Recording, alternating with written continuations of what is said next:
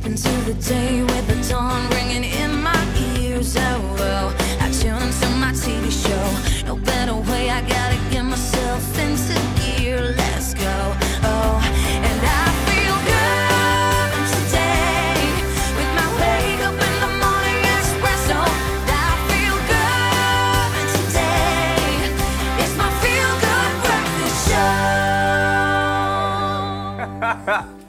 A very good morning, Sanbonani Molodi Dumelang Gochai. Welcome to your Feel Good Breakfast Show. It's a Monday morning. This is Expresso. Yes, baby, get in there. Boom. And while you're getting in there, all the little ones, all the ones going to school, I hope you're getting those teeth. Get out of bed. Welcome back to school. Is that something to be excited about? It is, right? It is, because you get to see your mates again. It's awesome. It's just like us on a Monday morning. We love connecting again. So we're going to connect you with some inspirational content to get you set for the week ahead. We're going to introduce you to the guys behind the first ever cycling club in Khayelitsha. Very cool story. Awesome new initiative. And we're going to approach this weekend sporting action. Of course, Chris Froome dominating the Tour de France, or at least Team Sky dominating the Tour de France. Let's be serious about that, but an agonizing weekend of Super Rugby for the winners and the losers. The Lions couldn't have made it any more difficult for themselves, or at least the Sharks, I think, played a hand in that.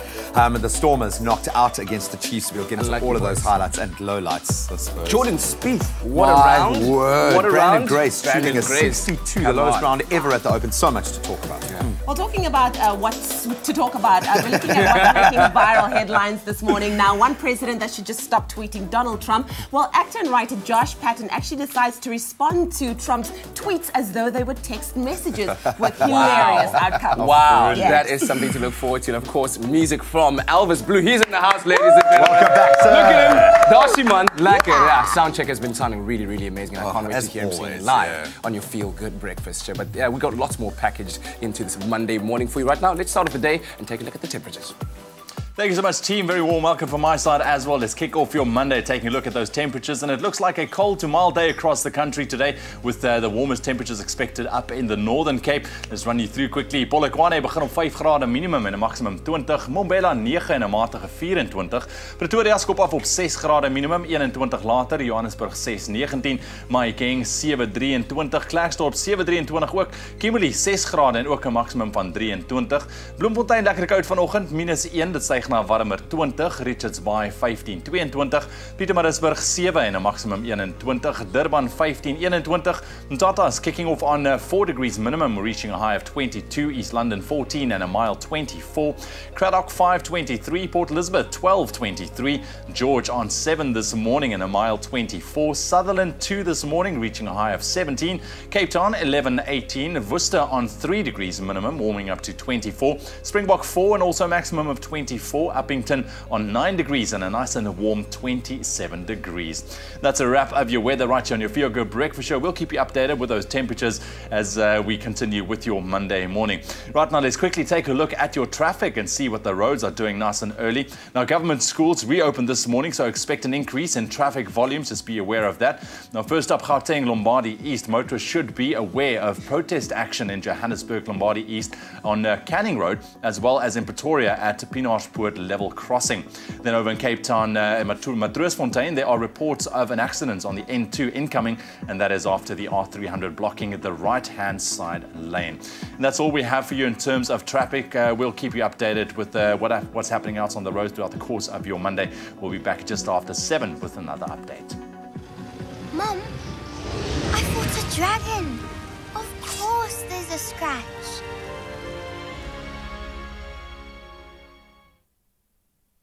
It's back to school, back to reality. And that's all that we're talking about this morning as we head to social media. As you can see, you and I delving into those books and reading. And we wanted to know from you, what was your favorite subject at school and why? Let's see. Rikudu says, I'm actually on my way to school. My favorite subject is mathematics. It improves the brain's ability to process things quickly. Here. If ever you didn't know, well, now you know. Tabang says, good morning, Expresso fam. My favorite subject is maths and science because they're exciting and challenging. I love that you believe that. That's wonderful. Keep it going.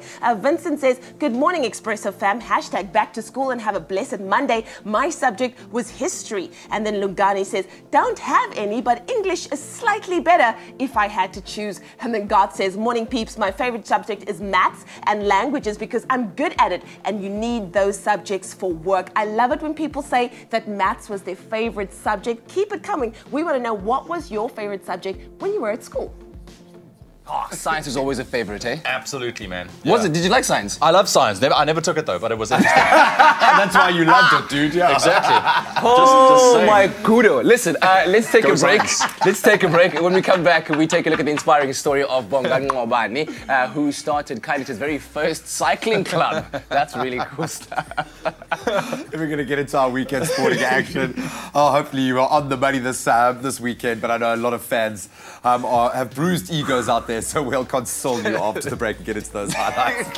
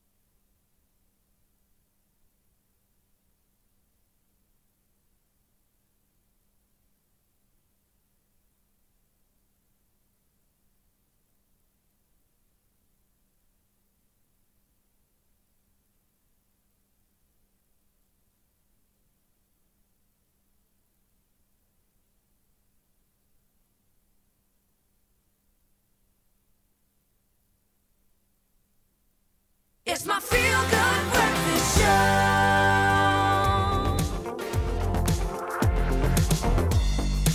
Welcome to it. This is your Feel Good Breakfast Show, Expresso, only on SABC3. Lovely to be hanging out with you on this fresh Monday morning. Let's quickly get up to scratch what our local stars are getting up to in our entertainment news. Well, Ms. it's Williams? Just like guys, listen, it's Splitsville. Splitsville, I tell you, up in Mzansi. Now, at least where DJ Zinhle and Brendan Naidu are concerned, the couple who, you know, we were in their corner from the very beginning since their romance broke. They've reportedly broken up, Zinhle and Brendan, who were quite loved up on social media. They shared images of their affection and their weekends away, but it all seemed to fade following the fraud allegations against Brendan. In Zinhle's Instagram, if that's anything to go by, then you'll basically see her posting posts with either her alone or with bestie Paul Tusi. That just goes to show, ladies, besties before boys, just saying. Yeah, before boys, not men, right? There's a difference. Yeah, that's true. Just That's putting it true. out there. Listen to you. Anyways, talking about besties, Roxy Berger and her bestie, who is hubby Neil Schrager, are expecting, or rather expanding, their family. So, taking to social media over the weekend, the top billing presenter shared the news of their first child, who is due in January next year. Roxy, who is 15 weeks pregnant, did not confirm whether they were having a boy or a girl, but she did admit that the task of choosing a name is already very challenging. Seeing that the couple celebrated their 3rd anniversary early this year, we think a baby is the perfect gift and, of course, way to celebrate. So, congratulations to the happy couple. Congratulations. They had a whole reveal party yesterday. It was all over her Instagram stories. Gorgeous. Oh, really? Yeah, so they found out yesterday. Nice. And love you, pick. Congratulations, Neil and Roxy. Wow, amazing stuff. Now, speaking of little ones and additions to the family, it was one of Nelson Mandela's long-held beliefs that we should respect and love our children and our youth, because it's necessary for us to cherish and nurture the future generations of our country. And this is also leading us to our Mandela Monday hero, Ubonga Ngobane, who believes the same thing. And he's doing that, bringing our youth to a brighter future through cycling. The joy I find in uplifting and empowering the youth of Khayelitsha is to see them achieving their goals, striving for better achievement, and to see them every day that some of them are getting there and really they are achieving their goals. So that's what makes me happy every day, is to see the kids that are really learning and they are willing to achieve and they're taking responsibilities for their lives and to become meaningful individuals within the society, so that the younger kids coming up into the club can look at them as their role models. In 2014, Bongo Ngobane saw a gap to combine sport with education in Khayelitsha. With the help from a friend, he started a cycling club that's become bongo.org Cycling Academy. What motivated me to start the academy itself was the gap that I saw within all the organizations that I've been involved in. I saw there was a gap that needed to be closed, as to bring the cycling into the township, to bring about school events, and to bring an element of education into the program of cycling. So what really inspired me was to see combining education and sport and changing lives through sports and education. It was my dream to see that the young kids of Khayelitsha are getting involved in cycling, not also forgetting the academics, because I believe that combining sports and education, it builds a meaningful individual. It also creates a community of young people who are enthusiastic, who are very encouraged and empowered, also responsible for their personal stuff and also for their families and the community itself. I think cycling can be used as a tool to benefit youth, because cycling for me, it's not only about the guys who are doing cycling for elite sport or competitive level. Kids can use bikes to ride to school, or kids can use bikes to escape from elements of drug abuse and gangsterism in the township. So just to take them away from the corners. But later on, if he realizes that cycling can become a career for him, then that person can quickly shift into the gap and take that opportunity for themselves. Bongo has also created an inter-school cycling competition in Khayelitsha so that children in the community have structured development. The challenges that are facing the youth in our communities are destroying the youth. They get influenced to bad things like drug abuse, alcohol abuse. Some of them just go out of school, never care about school. All they do is drugs, smoke, stay in corners, and they don't get serious in life. I've benefited through the cycling because I've learned some different things here, because some of the days we do have study corners on where we learn how to read and have the confidence to read, where we learn how to read in front of all the riders, and then we teach each other to have the confidence to go and read in front of the teachers. In terms of each and everybody when they're doing oral at school for their marks. Bonga as a coach, he is good, simply good, generous too, and most things we learn from him. So he's not stingy of things that he gives us most things like to learn and all that, like bikes we get from him. So at the end of the day, he's a good person. Working with other cycling organizations, Bongo found sponsorship through the Answer series, who provides cycling gear and study guides for the young athletes. We need to bring about more black young stars into the cycling in cycling sport itself, because if we speak about transformation and development, we speak about different colors in the sport itself. So all colors need to be represented, and all nations need to be represented in the sport itself. I think what motivates me a lot is to see kids coming here in this house and smiling every day and see them asking questions, just moving into the clubhouse and every day seeing them coming in the clubhouse. I think that's what motivates me, and seeing some of them becoming successful and taking cycling as a career. And whenever I have a feeling of giving up, but I always think about things. If I give up, what are those kids going to do after that? So I think what makes me happy every day, I always say this, what defines my success is not the money I have or is not the fancy cars I drive, but what defines my success to me is seeing young kids improving and becoming a meaningful individual within the society. Bongo's passion for pedal power and knowledge has created great positive change for the children of his community, and these youth could be leading the pack in the future. Inspiring stuff on this Monday morning. Thank you so much to Bonga Ngobane and what he's doing for the community of Khayelitsha. But let's reflect on some sport, because it was a weekend full of action, from the golfing courses to the rugby fields and, of course, the cycling as well. So should we start off with the appropriate way, the quarterfinals of the Super Rugby. Let's get the ugly stuff out the way first. When I say ugly, I mean that in a bruising slugfest of a heavyweight boxing match kind of a sense. There were obviously some big wins, some big losses from a South African perspective this weekend. For the Stormers, the season has been a case of so close yet so far away. Absolutely. We've seen a massive ramp up in skill, those soft touches, the love of the team playing for each other, but they went down 17-11 to a Chiefs side that was up for it. The amount of tackles coming in, we had 80 and 86, or 71 and 89 tackles coming in on either side.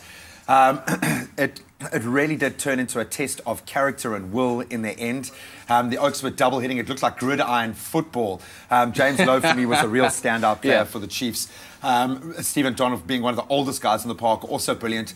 The Stormers didn't get to fire. That incredible backline that they've got wasn't able to get the space to run. As Sia Khaleesi had said before the match, it was all about that breakdown. The Chiefs managed to slow us down, then we had slowed them down, and that's when it just turned into this absolute slugfest. But I think from a Stormers perspective, they've got so much to build on going into the next season. Whereas the Chiefs now, they've got to travel to Christchurch to take on a side with the amount, this terrible weather at the moment. They're almost in a crisis mode. You know that the Crusaders are going to lift their game 100-fold. To beat the Crusaders at home is going to be very, very Absolutely. And then, of course, the Lions victorious over the Sharks. Oh, poor Johan Ackerman is probably about 15 years older, and all of his hair has turned to grey. The Sharks showed so much grit. I think the Lions could be forgiven for thinking this would be a walk in the park, having beaten them quite easily in their previous encounter. But the Lions came to play. I mean, the Sharks came to play, and it was a couple of calls. Stephen Levy's being sent off with a yellow card that started to shift the momentum in the game. But Rowan Combrink, talk about having that BMT. It just missed a penalty. Elton Yankees had missed 2 penalties, 2 conversions. They got gifted a massive, I think about a 54-metre penalty just before the end of the game, and he was able to convert that. So on his 50th appearance for the Lions as well. And of course, in the other encounters, Crusaders victorious over the Highlanders and Brumbies going down to the Canes. And of course, Tour de France, big news over the weekend. Congratulations to Chris Froome. Not having won one stage throughout this entire tour. He took, obviously held on to that yellow jersey for a very, very long time, but he gets to add to his 3 previous titles, 2013, 2015 and 2016. Team Sky were absolutely brilliant. It's the first time they've won the overall win as a team and had their rider retain that yellow jersey right until the end. Dutchman Dylan Groenewegen, he took that final stage coming into Paris. Just to put it all down in numbers, they ride a distance of 3,540 kilometers, pretty much at a sprint. Out of my life. But I think the real agony from our perspective, Louis Mankey's just missing out on that young riders classification, coming in second but placing 8th overall. That is not bad. Absolutely. Great stuff. And of course, the tip of the hat, as you said earlier, on to Jordan Spieth, the Open champion. But as South Africans, we've got to say, we're super proud of Mr. Brandon Grace, who really represented us well, shooting a 62. Third round 62 for the first time ever in major championship history. Come on, Brandon Grace! We love you, sir. We love you. And that was the weekend for the sport. Well, still to come on your feel-good breakfast show, actor and writer from SNL fame decides to respond to Donald Trump's tweets as if they were text messages, and it has hilarious outcomes. Oh, man, it should be awesome. And then this man is in studio. Don't miss him. Elvis Blue is hanging out with us the whole Monday morning. He's going to be performing after the break. Don't miss it.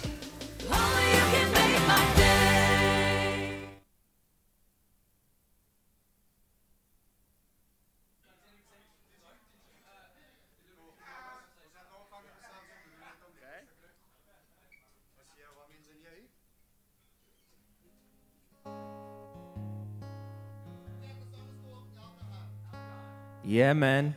Hey, Dwayne, geef my nog 'n bietjie van hierdie gitaar asseblief, man.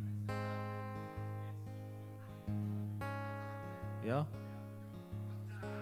No drummer for this one.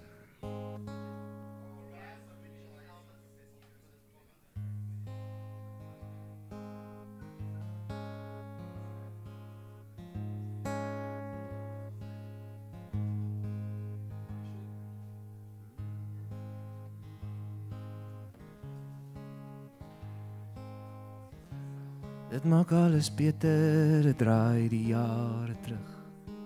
Miskien is dit maar net omdat jy in my glo. If you guys are happy, I'm happy.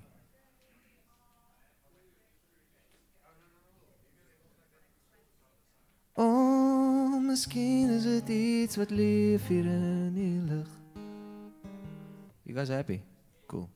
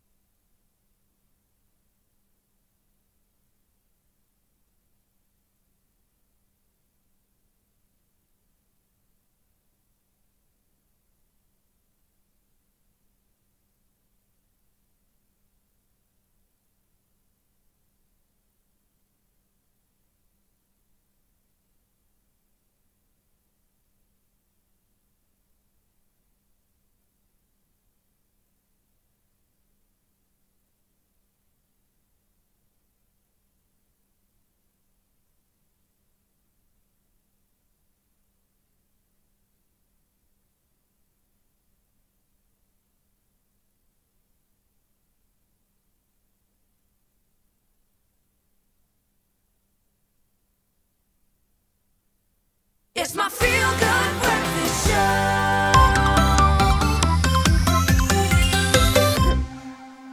It's a Monday morning. Welcome back. This is your feel-good breakfast show. And Vodacom is about to make your day with up to 1 gigabyte of free data. And they're offering customers a chance to explore more of the internet with the Make Your Day campaign by giving you access to a new site every single day of the week. And Monday is all about Facebook. So we thought we'd find some cool, interesting, funny, and random things that we'd like to share with you that we've stumbled across on social media. What do we have this morning, guys? Oh, man, I found one, just for me, being a new dad, waiting for those first words, you find that I tag daddy onto everything that I say to him now. I'm like, and, let's put your little pants on. Dad, daddy, dad. So I just want that first word, man. It's such an important thing. So you can imagine, for a self-confessed geek, when it looks like your child is following in your footsteps, that's a pretty cool thing. But let's see if this little girl is, in fact, following in her very intelligent dad's footsteps. Take a look.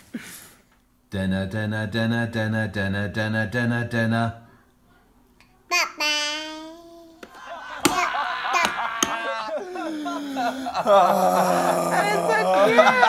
Wait, where's that from again? Where's that from? Is that like the Batman theme song? Batman!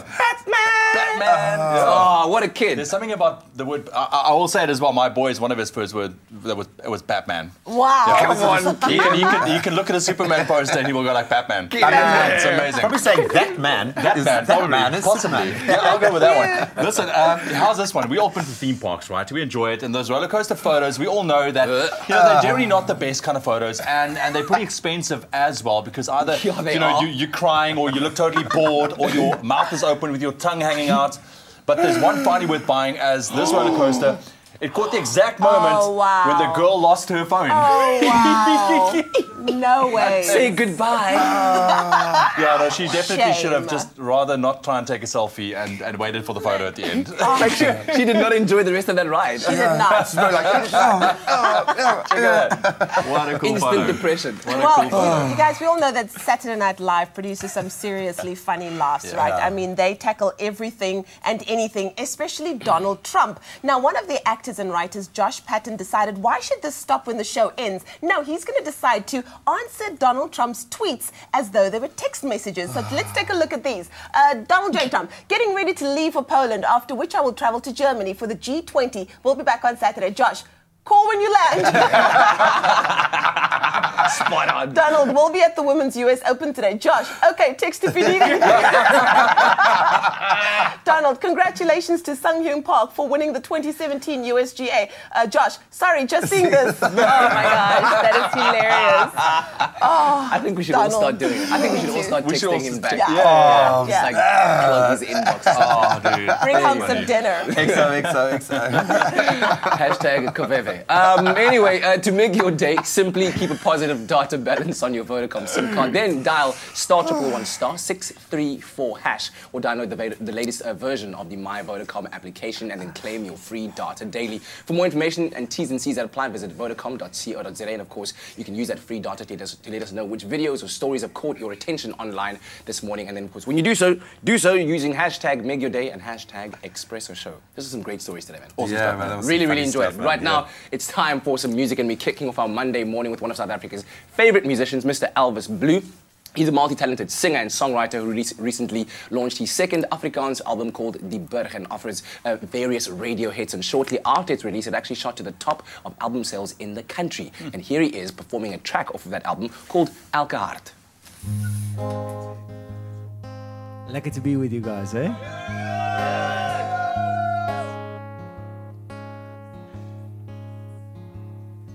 Alles ek nie okay nie, kyk jy na my of ek is.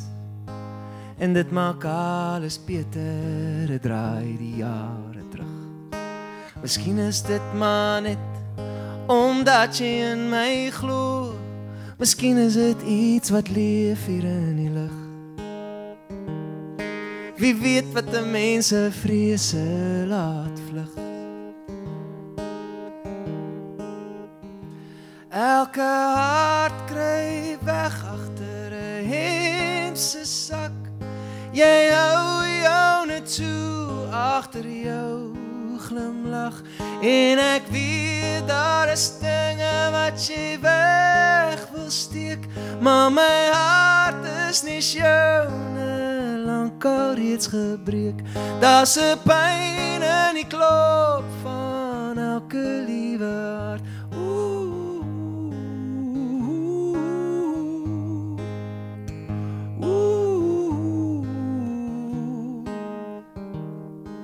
Geheime in die trane wat lê langs elke mens.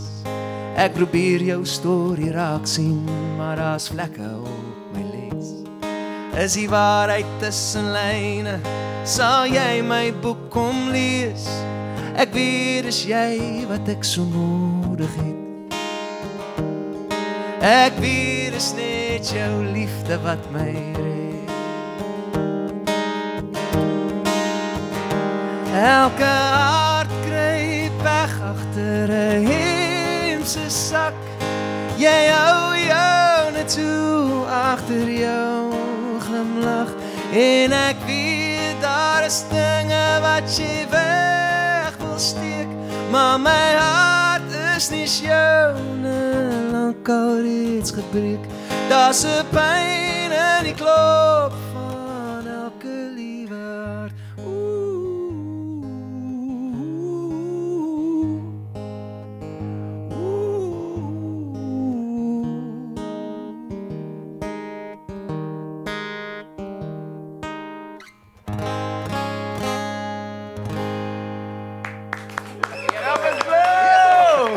Yes! Julian, awesome stuff. Thank you so much for the beautiful music. While you were performing, you and I were discussing the styling here. Check the Hawaiian shirt, eh? Yeah, he's like, that's it's Island Luxe. That is one of those things that happens when you get to the photo shoot and someone has chosen a shirt for you. It's almost like, this is one of those when your mom chooses a shirt for you. Oh, man. Oh, bless our stylists out there. We do love them. Listen, congratulations on the second album, doing really, really well for you. How similar would you say it is to your first one, Adams Nimble van Adams? Do you know what? It's actually it's quite different. Yeah. With this album, it's called Die Brug. So it's a mixture between Afrikaans sounds and African sounds. Oh, loving it. And kind of put together, so there's a concertina and there's some African rhythms, but I had such fun making it, and it's an album that I've always wanted to make. I've always wanted to mix those two because it's not something that you normally hear. You don't normally hear a concertina player with an African choir. Very, very nice. So it was great fun to make it, and apart from the Hawaiian shirt, everything went really well. Fantastic. We'll hear more music from Elvis a bit later on. In the meantime, let us know what you thought about that performance on our Expresso Morning Show SABC3 Facebook page. And of course, hashtag Expresso Show. In your morning news, high traffic volumes on major routes across the country were experienced yesterday ahead of the reopening of government schools for the third term in all the provinces this morning after the winter holidays. 48 school days lie ahead before a short break from the 29th of September till the 9th of October. There are two public holidays, Women's Day on the 9th of August and Heritage Day on the 24th of September. The latter falls on a Sunday this year, thus the Monday is a public holiday. Condolences are streaming in from members of all the political parties and the public alike after the passing of Deputy President Cyril Ramaphosa's veteran spokesperson and struggle activist, Ronnie Mamwepa. Mamwepa, who's 56 years old, died in a hospital in Pretoria yesterday after battling complications arising from a stroke that he suffered last month. Ramaphosa said that Mamwepa's death was a great loss to him personally, to the presidency and also to the government at large. Now moving further abroad, the president of the International AIDS Society, hosting 6,000 experts in Paris this week, South African Linda Gail Becker, told delegates that some 830,000 people, mostly in Africa, could be deprived of life-saving anti-AIDS drugs if the 2018 Trump budget is adopted by the US Congress. She added that it could also lead to some 200,000 new HIV infections. This could mean a real turnaround in terms of the progress that has been made in the field of HIV and AIDS in recent years. And then finally, 8 suspected illegal immigrants were found dead inside a sweltering tractor trailer parked outside a Walmart store in San Antonio, Texas, in what police are calling a horrific case of immigrant smuggling. 2 have since died in hospital and 18 others are in a critical condition, some suffering from heat stroke or dehydration in temperatures of up to 38 degrees Celsius. Police did not say where the vehicle was from, but said the driver had been arrested and would be charged. San Antonio is 90 kilometers from the Mexican border. Well, that was your 7 o'clock news update. Let's get our very first look at what's happening in the world of sport. Here's Graham.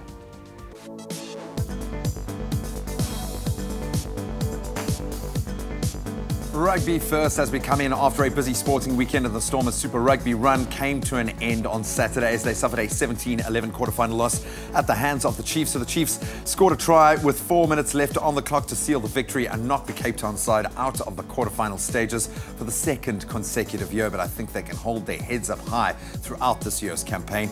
In our other quarterfinal results, the Lions saw off the Sharks by 23 points to 21 in a nail-biter, while elsewhere there were wins for the Hurricanes and the Crusaders.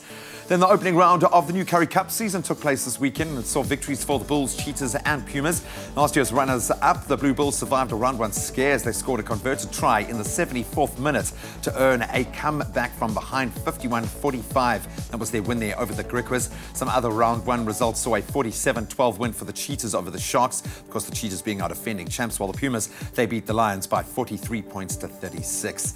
Then a massive weekend in the world of golf. American Jordan Spieth became the youngest recipient ever of the Claret Jug since 1979 as he took the British Open at the Royal Birkdale Golf Club yesterday. Spieth hit 3 back 9 birdies and an eagle in that final round to finish on 12 under par, 3 shots clear of second place Matt Kuchar. Brandon Grace, of course, put his name in the headlines, finishing the tournament as the highest placed South African, tied in 6th with 4 other players on 4 under, but he also recorded the lowest ever round at the golf club in the Open's history, 62 over the weekend. Then we stay with another famous Brit to round off. Britain's Chris Froome took home his 4th Tour de France title yesterday as the 21-day race came to an end in Paris. The victory was Froome's 3rd consecutive Tour win as he finished the 3,540-kilometre race in a time of 86 hours, 20 minutes and 55 seconds. And we have to give a nod to South Africa's Louis Meintjes finishing in 8th place overall, an incredible feat, and also 2nd in the best young riders category. And that's where we leave our sport for now.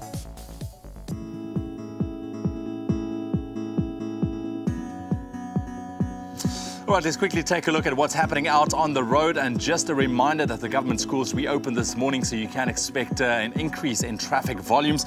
Let's quickly take a look. Gauteng, Benoni, there's heavy mist on the N12 with poor visibility in the Benoni area. Please reduce your speed and drive with care. Then in Cape Town, Mowbray, there's an accident on the N2 inbound in the left lane at Liesbeek Parkway, causing heavy traffic from Fontaine Road. And then you can also expect some mist in some areas around the Cape. Please be aware of that as well. Right now, let's quickly take a look at your weather and those temperatures, and it seems like a cold to mild day for most parts of the country, with the warmest temperatures being up in the Northern Cape. Jou temperatuur op Polokwane begin op 5 grade minimum en 'n maksimum van 20, Mobela 9:24, Pretoria 6:21, Johannesburg 6 en 'n maksimum 19, Mahikeng 7:23, Klerksdorp ook 7:23, Kimberley 6 grade minimum en 'n maksimum 23, Bloemfontein -1 en 'n maksimum 20, Richards Bay 15:22, Pietermaritzburg starting off on 7 this morning with a maximum 21, Durban 15:21, Tata 4 and a maximum 22, East London kicking off on 14 and a mild 24 degrees, Cradock 5:23, Port Elizabeth 12:23, George 7:24, Sutherland starting off on 2 degrees minimum and a maximum 17, Cape Town 11:18, Worcester 3:24, Springbok 4:24, and Uppington on a 9 degrees minimum and a maximum a warm 27 degrees. That's a wrap of your weather for the 7 o'clock bulletin. We'll have one more update for you just after 8. At Samsung, we develop technology so you can live life. Samsung, a way of life. Well, it's time for us to head to social media this morning, and hashtag the open, hashtag Jordan Spieth is currently trending. Let's see here, Mike Shaggy says, at Rich Dewey, the haters and losers, which there are many of, said that Spieth wouldn't win the open. There was one who said that he would. Also, James Croft says, hashtag Jordan Spieth with one of the best closes I've ever seen in a major, hashtag the open. And just going down, everybody is, of course, exclaiming their excitement, their happiness, their disapproval. Some of these tweets are quite saucy as well, so I can't read all of them. Neelam Rudy says, congrats on a magnificent achievement of the champion golfer at Jordan Spieth on winning the 146th Open of his 3rd major championship, hashtag the open. And then, of course, our very own Kat loaded a interesting GIF here, so let's just check it out here. And this is Jordan Spieth, of course, doing a really, there we go, there it goes. And boom! So go and check it out. Everybody talking about hashtag Jordan Spieth this morning. And who said golf was a soft man's sport, eh? Come on, it's contact, man. Get in there. 23 years old. Get in there. Come on, Unbelievable. Man. All right, well, guess who's back? It's time for that Monday game we play, Guess Who, where we test out your knowledge, whether you're up to skill or up to knowledge base. Up to knowledge base, man. Talking movies here, world music, television. Maybe sports. Maybe some sport. We're going to give you a couple of clues. We blurred out the picture of somebody very well known. And let's see whether you can guess who.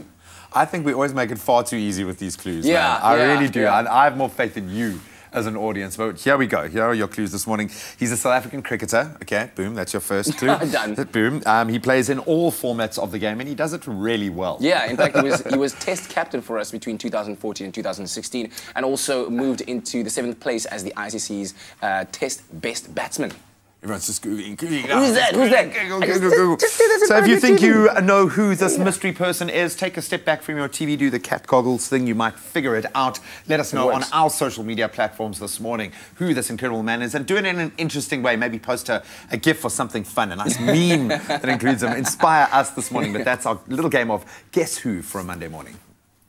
All right, thank you very much. Can I say tough one? Is it a tough one? Is it not a tough one? I don't know. I don't know. Depends. Check it out on social media a little bit later. We'll see if you guys got it right. But still ahead on your Feel Good Breakfast Show, we know that fitness, you know, it's got so many different good benefits for you, but it can actually help with your mental state as well. We'll explore that after the break. Exactly. And then, of course, we need to catch up with what's happening this Monday with our Expresso AMPD and Carl Wasty. And this morning, our learners set their minds towards their tertiary education. All that and more coming up on your Feel Good Breakfast Show.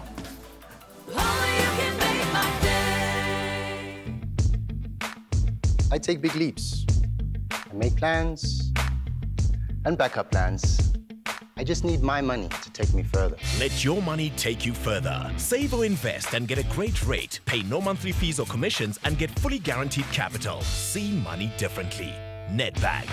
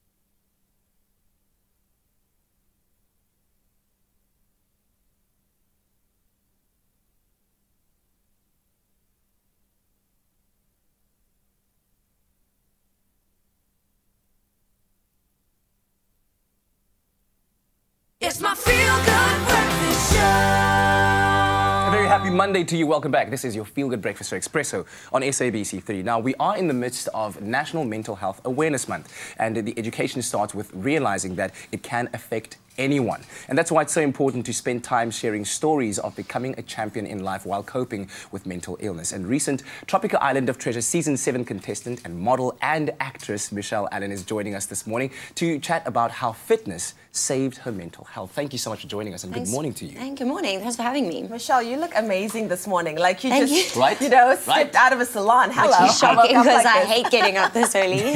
Now, we've seen you on TV, we've seen your work, but I think there's a lot that people don't know about you and your mental health journey. Do you want to tell us about the moment when you were diagnosed with depression and anxiety? So it happened because sadly I was going through a traumatic experience in my life where I had just lost a loved one. And it took me a while to realize that what I was going through was not actually natural. But I'd previously been going through this. The loss of my loved one was just my catalyst into realizing that I actually just needed to talk about what I was going through. And so I was about 18 when I got diagnosed, and yeah, it's been a journey since then to like fully understand it. I'm still trying to understand it. And how long were you suffering from the effects of depression and anxiety until you decided to do something about it? And also, how did you find that exercise was going to be the way for you to find those coping skills? Yeah. What was the first question? How long? So you said you were diagnosed at 18, and how long then did it? So I'd actually been suffering since I was in early high school. But at that time, you're so young, you don't actually understand. You think it's just mostly teen angst and you know, high school and people that you're dealing with. But now looking back, I realized that they were actually symptoms of mental illness, as you call it. And learning that physical activity was my way of coping with it was actually completely by fluke. I started yoga wanting to do really cool things with my body. I was like, yeah, I just want to fall into splits and like just be able to do cool stuff. And the more time I spent on my mats, the more I realized that it was actually my saving grace. And you know, a lot of the time I'll say to people, yoga saved my life, and they'll be like, and I'm like, I'm being dead serious. Yeah.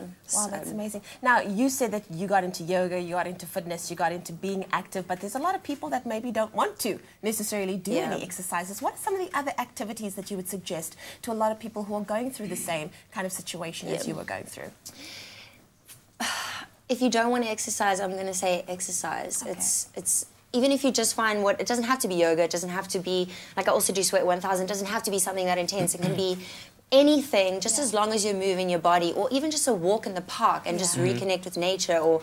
And you know, people are like, oh, meditation, what the heck is meditation? But it really does help to just sit for 5 minutes and think about what you're feeling and why you're feeling it, and to just try and get on the same page with who you actually are and what your body is telling you. Wow. Well, thank you so much for joining us and for being brave to share your story that I'm sure is inspiring so many people out there, because it's stories like yours that we need to hear, and for us to fully realize that we can all combat mental struggles. And if you or a loved one need help, then please contact the South African Depression and Anxiety Group by calling them on 0800 70 80 90, or you can visit their website at sadag.org. Now we are speaking specifically to our learners heading back to school today, and we certainly stand in solidarity. But we know when we come to that important gateway of leaving school and choosing a tertiary education and what we want to do, that is tough stuff. Trying to navigate the process itself is difficult. Then you've got to choose the right institution. Then you've got to actually figure out what career do you want to do. It is tough, madness. Man. It is really, really tough. So for this morning's Expresso AMPD, Carl Wasty explores exactly that subject with the learners from the Leadership College. Welcome to Expresso Amped. My name is Carl Wasty, and this show is designed to ensure that your morning takes off. Now, tertiary institutions, it can be quite a headache, like what to study, where to study, how to study. It's all over the place. But you know what? I'd like to ask you to jump in and create your own degree. What would it be and why? Me personally, Mohawk piloting. Animation drawing, because I really enjoy drawing cartoons and those type of things, because I think it's a good way to express yourself. Well, I love music very much, and what I would like to pursue one day is physiotherapy, so I think I would incorporate the two. So when I'm busy working with a patient, I think I would play music so that as to calm them and to keep them motivated throughout the program and sort of make it fun. I wouldn't need to create my own degree because it already exists. I'm interested in teaching children, and also just the specific subjects I want to teach is maths and science, so I just want to experience that into the world. Continue winging it and create your own degree. Let us know about it. Use the hashtag Expresso Show. As we get into your first video, this one dropped just this week. It's Chad Simon, Believe. When I got you, nobody can touch me. Nobody can touch me. Nobody. Oh, believe when I got you, when I got you, nobody can touch me. Don't just have a plain old morning. Have a plain old morning with Expresso Amped. My next question is simple. What do you look for in an ideal tertiary institution? Okay, coming from a background where we don't have money, so going into a tertiary education, I'll the first thing I want is financial aid, and secondly, I just want the support from my teachers that I get in high school in a tertiary education. An environment where I can be myself, and also something that will provide the proper education that I would need for when I enter the working environment. So enough practical work, also enough theoretical work, so that I'm properly qualified for when I enter the working world. I would look for diversity and a free environment where you can be who you want to be, and you do not have to pretend to be someone you are not, and you can just express yourself and show people who you truly are and what you believe in. So how about free transport to your tertiary institution? That's something I'd look for. As we get into your next video here on Expresso Amped, it's Lady Zamar and Love is Blind. Let's go to class. I'm telling you the truth. Love is blind. Love is blind. Love is blind. Love is blind. You look at a story like Richard Branson's. He has a multi-billion-dollar empire, but he didn't study further. So do you really think that tertiary education is necessary to propel your success? It can go both ways. Me being a sportsman, you don't really need tertiary education, but I think it's also quite a big deal having tertiary education, because once you're done with sports, you have to fall back on something to be successful in life. No, not really. There are many successful people. If you look at people like Oprah Winfrey and Bill Gates who've made it without.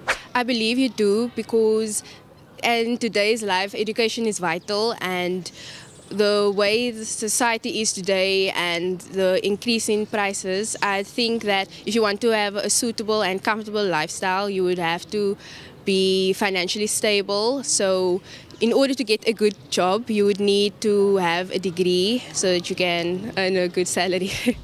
My advice to you is simple. Get as much information as possible to find the best match for you, whether it be tertiary education or perhaps entrepreneurship, creating the next big South African idea. I'm going to leave you with this final video on Expresso Amped. This one is awesome.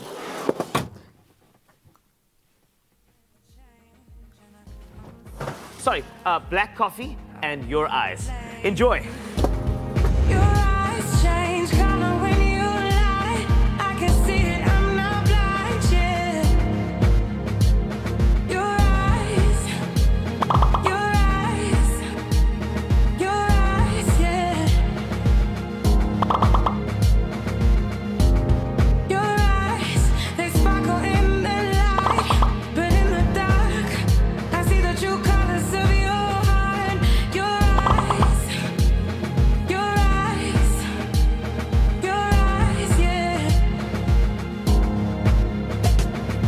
You can't deny just what I'm feeling. All through the dirt, you know I'm keeping you,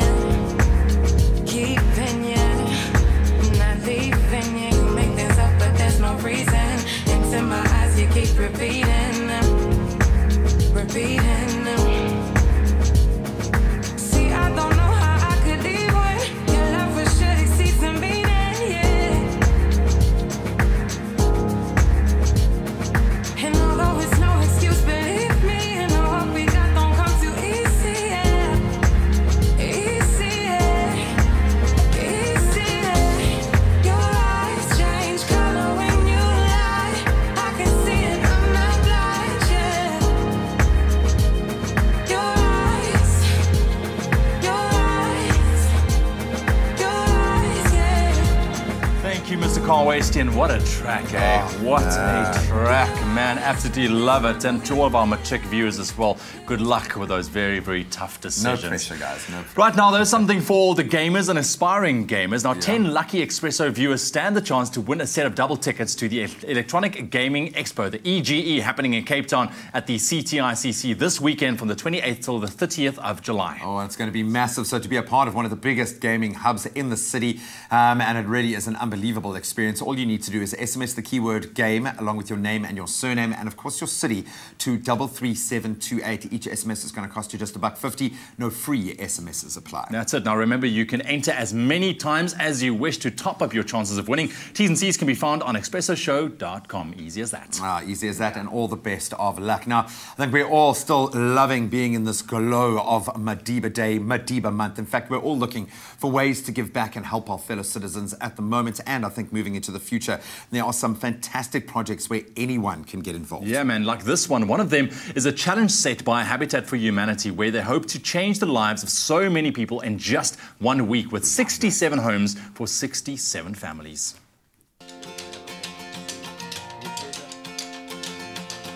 It has been difficult living in a shack, considering the weather conditions. When it's rainy, we'd have to put up buckets.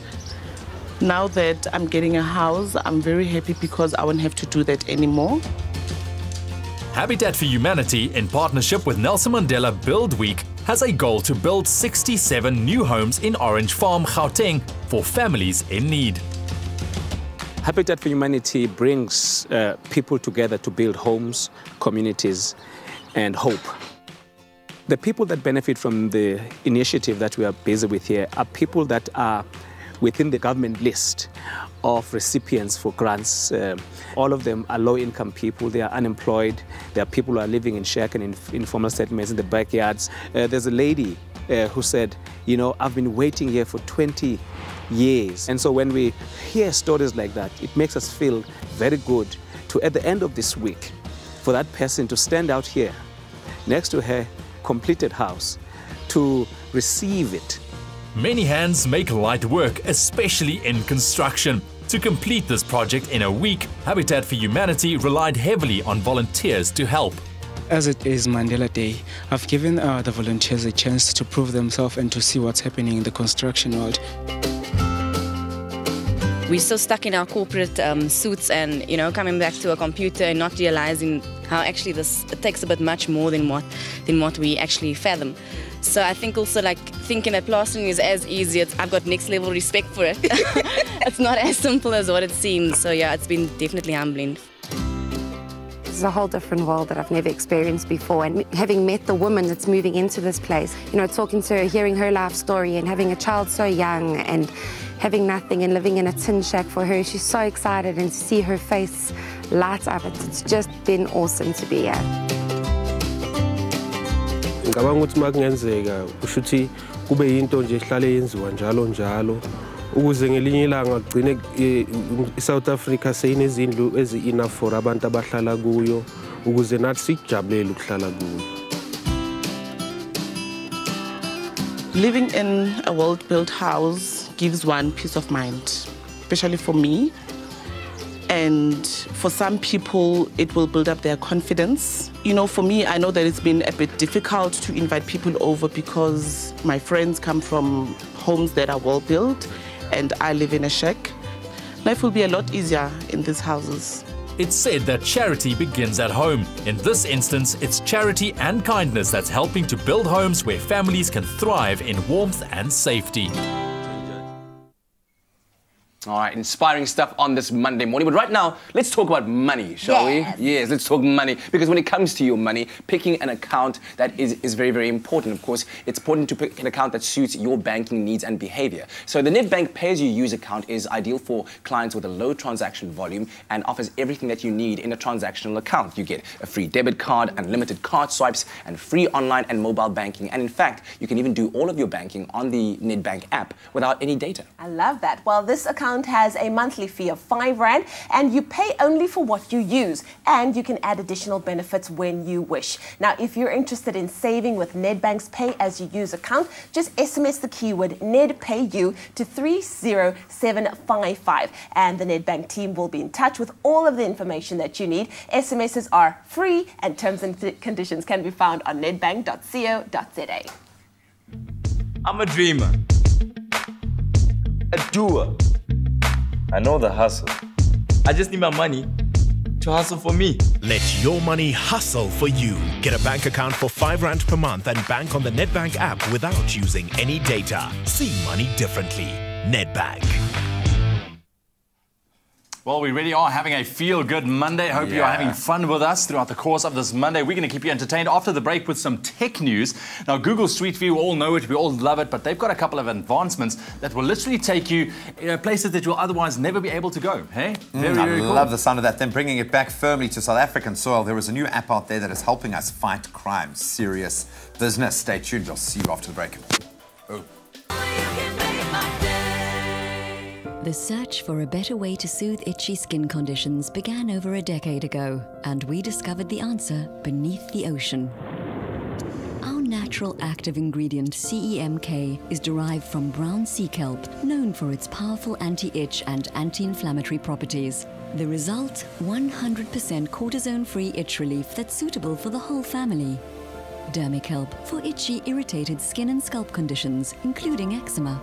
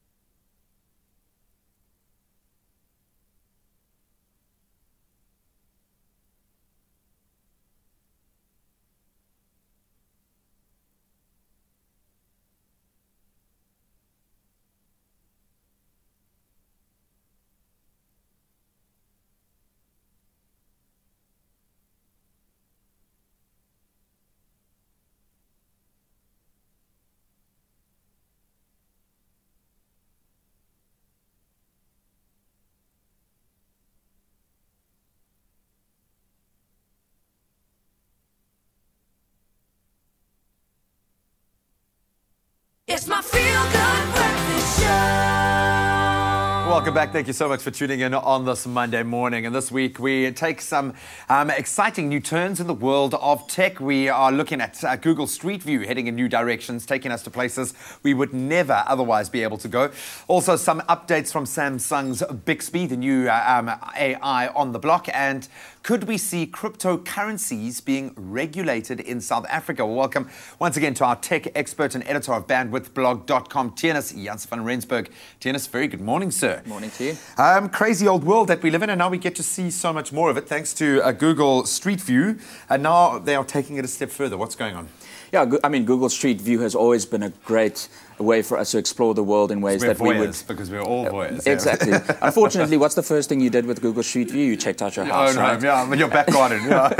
That's not what it was meant for. So basically, Google Street View has now started to explore all new places around the world. So not only actual streets like it was at the beginning. You could, for example, in recent years, explore the Great Barrier Reef with Google Street View.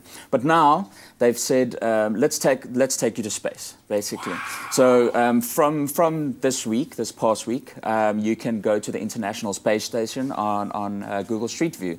So a couple of months ago, when SpaceX sent one of their rockets back to the International Space Station to deliver some more equipment, they took with it some proper cameras, Google-type cameras, and they decided they're going to put that on. I wonder if they took the yellow Labrador with them as well that we've seen in so many Street View pop-ups. Love that. Then Samsung, obviously, they launched their new AI assistant with the S8, Bixby. Yeah. And he's kind of changing the game a little bit. Yeah, so Bixby came out with the Galaxy S8. It had its issues at launch, but they've started to, resolve all of that over time. And now they're bringing a very, very much needed feature, which is its voice control. So it didn't really have voice control proper and up until, we've heard up until right now. And it's going to be very exciting to see how they compete in this world, because obviously you've got the Series, you've got the Google Assistants, you've got Cortanas, and this is the next step for them to actually push into, getting some of that hearts of the customers instead of having to use Google. Yeah, no, I can imagine your phone is going to be asking you now in a different accent. I'm sorry, I did not hear that. If you said something, repeat that.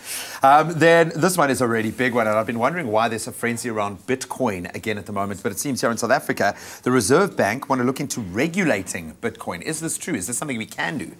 Well, yes, it is something that we definitely are hearing from the Reserve Bank. It's counterintuitive in that you think that Bitcoin actually shouldn't be regulated. The whole point behind Bitcoin is that it is not regulated. Unfortunately, we've seen over the last couple of years a lot of illegal kind of things happen with Bitcoin on the black market and with trafficking of different types of things, which is not good for society. So they've said, okay, let's regulate this in a way that actually makes sense so that customers actually trust it, so that people will know that if they use a Bitcoin, it's not coming from some dodgy place. It's not being laundered. Exactly. So they're working with a company called Banky Moon. Very, very, very nice name. And I read that and I was like... and they're going to basically try to put some regulations together so that us as customers trust the cryptocurrency more, so that it's easier for us to actually transact rather than just, send money to each other here and there. I love that, man. It's the way the world is moving. Thank you so much for filling us in, filling yourself in. Of course, you can connect with Theunis on bandwidthblog.com, an incredible resource. But that's what's been going on in the world of tech. Well, continuing with the world of tech, although the actual number of crime-related incidents across South Africa is decreasing over time, South Africans continue to feel unsafe in their homes, in their cars, and even their businesses. Now, a new security app called Namola, which brings, or rather aims to bring, emergency services right into the palm of our hands, is adding a new dimension of safety and security by reducing emergency response time. During an emergency situation, for example, an armed robbery or a medical emergency, time is of the essence. The moment between dialing a security service and them actually getting there could mean the difference between life and death. But do our current emergency structures take this crucial window into account? During emergency calls, detailed information passes through a complex network of security and medical services where gaps in the process cause significant delays, leaving victims feeling abandoned and pessimistic. A recent survey from Stats SA showed that over 20% of people who've experienced crimes had to wait over 2 hours for a response, while less than 10% received a response in under 30 minutes. Surely this could be better. The fact that we carry sophisticated GPS systems in our pockets through our cell phones presented an opportunity. Local developers created an app which instantly connects with emergency services and shows them the exact location of the person in need. So we started development of this app 2.5 years ago, together with the Tshwane Metro Police Department. We took about a year to develop the responder system, which runs on tablets inside police vehicles, as well as an iPhone and Android app that users can use to request assistance. There's a certain perception amongst the public in South Africa, or at least some members of the public, that public law enforcement, if you call them, they're not going to come out to help you. And what we found is it actually helps a lot if we let users test the app and they get that instantaneous callback from the control room to let them know that they are being listened to and that we will send somebody out. The app has made our job a little bit easier because Mostly it's location-based. People don't have to call through a call center, get dispatched through a radio. Right here, everything is at a click of a button. We've got the location, we get to you quicker. Response time is way better and way quicker. For services like the Gauteng Traffic Police Saturation Unit, which deals specifically with hijackings and robberies, lightning-fast response times translate into successful crime fighting and recoveries. So Peter, let's say something's just happened to me, I've just been hijacked, I'm in an unknown neighborhood. How do I call for help using the app? So you whip out your phone, you press and hold the request assistance button, and at that moment, the Namola control room, as well as the nearest police vehicles, know your exact location as well as who you are and your contact details, and they will then come out to your location as quickly as humanly possible. So it's literally at the touch of a button? At the touch of a button. No other intervention required. I think I actually hear sirens coming through now. Oh, I actually hear them too. That's really impressive. That was less than 2 minutes. Not only does this mobile app leave users feeling a little safer, the men and women who run important safety operations within government and community organizations are also empowered to do their jobs more effectively. This is the office of the Gauteng Department for Community Safety. It's also the control room of the app. So when there's an emergency, all the help gets dispatched from here. This mobile service has been available for just over 3 months, and already people who have had the opportunity to use it, like neighborhood watch organizations, have seen positive results. The Namola app basically has been a bit of a blessing for us in the community. Recently we had an incident in our community, and what happened was I received a frantic call from a lady crying that she's bent over her husband who had just been shot. What has happened since Namola came along is it's given us that instant access that we need. You immediately dispatch to an emergency room, and it's fantastic because in one call you can get ambulances, you can get fire engine, you can get police services, anything that you need. It brings you right to the point or the scene where you need the assistance. So far, only communities in Stellenbosch and Gauteng can use the service. Hopes to reach other provinces depend on support from key government leadership. We are also talking to the Minister of Police, and we hope to get an endorsement sooner rather than later so that we can provide our service to all citizens of South Africa. Because we passionately believe that crime is something that affects all South Africans. You shouldn't have to be rich to feel safe inside South Africa. It is a big city and really anything can happen, but being vigilant with your safety doesn't have to cost you peace of mind. This app is really a brave step forward in creating a safer society. All right, on that note, time to get those dopamine levels up on this Monday morning. Michelle Allen is here. Joining us, of course, is Emma Jooste, founder of Warrior Warehouse. And she's going to be putting us through some exercises to tackle this area. You know, the part where after winter... Covered up. Yeah, exactly. Thank you for pointing it out. Winter has been most generous. All right, we're going to get started. Otherwise, these guys are going to take forever. Everyone dropping down onto your mats. We're going to start off with some plank combinations this morning. And these are amazing for lower back and for core strength. So let's drop down. You are the worst. They're already going a little crazy. I don't know what's going on here, but we're going to start. Okay, guys, so you're planking. We're planking. Body's nice and tight. And all I want you to do is little baby movements with your feet. So you're just going to be kicking up for 10. Towards your very tight butts. Oh, baby. Yeah. No, look, I'm very secure about that. That's one part of my body I know. I feel like I'm going to come over and check, eh? Do them skirts. Exactly. Listen, now, I get down. Arms, reaching out to the front. These are a killer, guys. Yeah, I can feel it already. I know. So can I. Hate to admit that. How important is it to get your breathing right when you're doing this? Very important, especially when you're talking and having a full-on conversation about the person's butt. Okay, twisting around side to side. I love these. These are great for your obliques. It's cracking my back a little. Oh, boy. Let me check you out. You should go to yoga for that. Yeah, so you want to squeeze your abs in nice and tight. That's better. And then you should feel it less in your lower back. Absolutely love it. Okay, guys, flip onto your sides. Ooh, hello. Okay, cool. Next thing, guys, for you at home doing this, you can do 10 of each of those, 3 to 4 sets, and that is good to go. Okay, so now you're on your side, you're gonna pop up, hand on your waist, all the way up, flat down, all the way up, flat down. Oh, baby. So tell me, how many of these do you do for it to be effective? Let's say this particular exercise. Say 10 to 20, and then you reps. want to do, yeah, absolutely. Every morning when you wake up. Okay, arm up over your head, your elbows coming in to your knee, extending out. Oh yeah, the burn, baby. It's so real. I can feel that on the side of my hips as well. Oh my word, that is probably your obliques you're feeling. What you my want obliques over there. on the side of your hips. Yeah, like this. Clearly yoga is not working for this woman anymore. Don't even. No, that's absolutely beautiful. Okay, You're in a great you're supposed position. to tell us when to change. I'm so sorry, I'm having a full-on conversation. Highs flipping over onto your backs now. This one's really great because it's going to target your lower abs.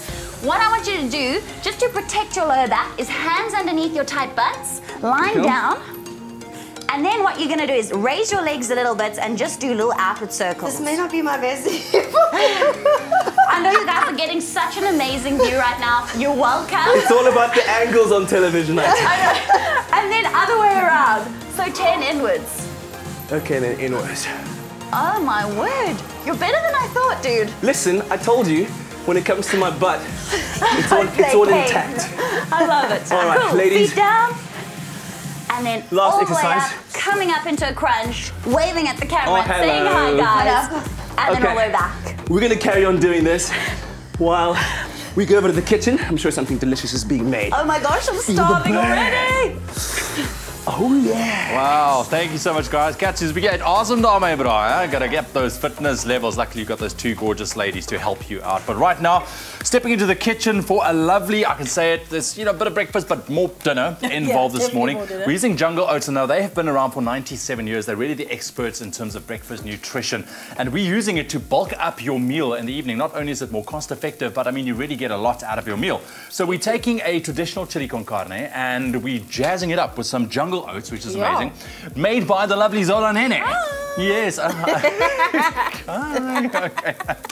How's it going, Zola? Good. How's your weekend? Yeah, it was very, very cool, man. Good. Lovely. Okay, so chili con carne. Let's start with it. So this is basically like a chili con carne cobbler because we're using the Jungle Oats to make a topping for it. So you eat it all at once. So it's like a one-pot wonder, if So you will. essentially, that's it. A cobbler's got as a topping. It's sort of like a cobbled topping, and that's what we're going to do. Okay. So in here we've got some onions and some peppers. I like to use red and yellow peppers because I don't really like green peppers because they're actually unripe peppers, but you can use green peppers if you like. Okay, you can use green peppers. peppers. So any peppers you like. Okay, and then we're going to add some beef mince. You could add ostrich mince if you wanted. You could add any mince, chicken mince, pork mince, whatever you like.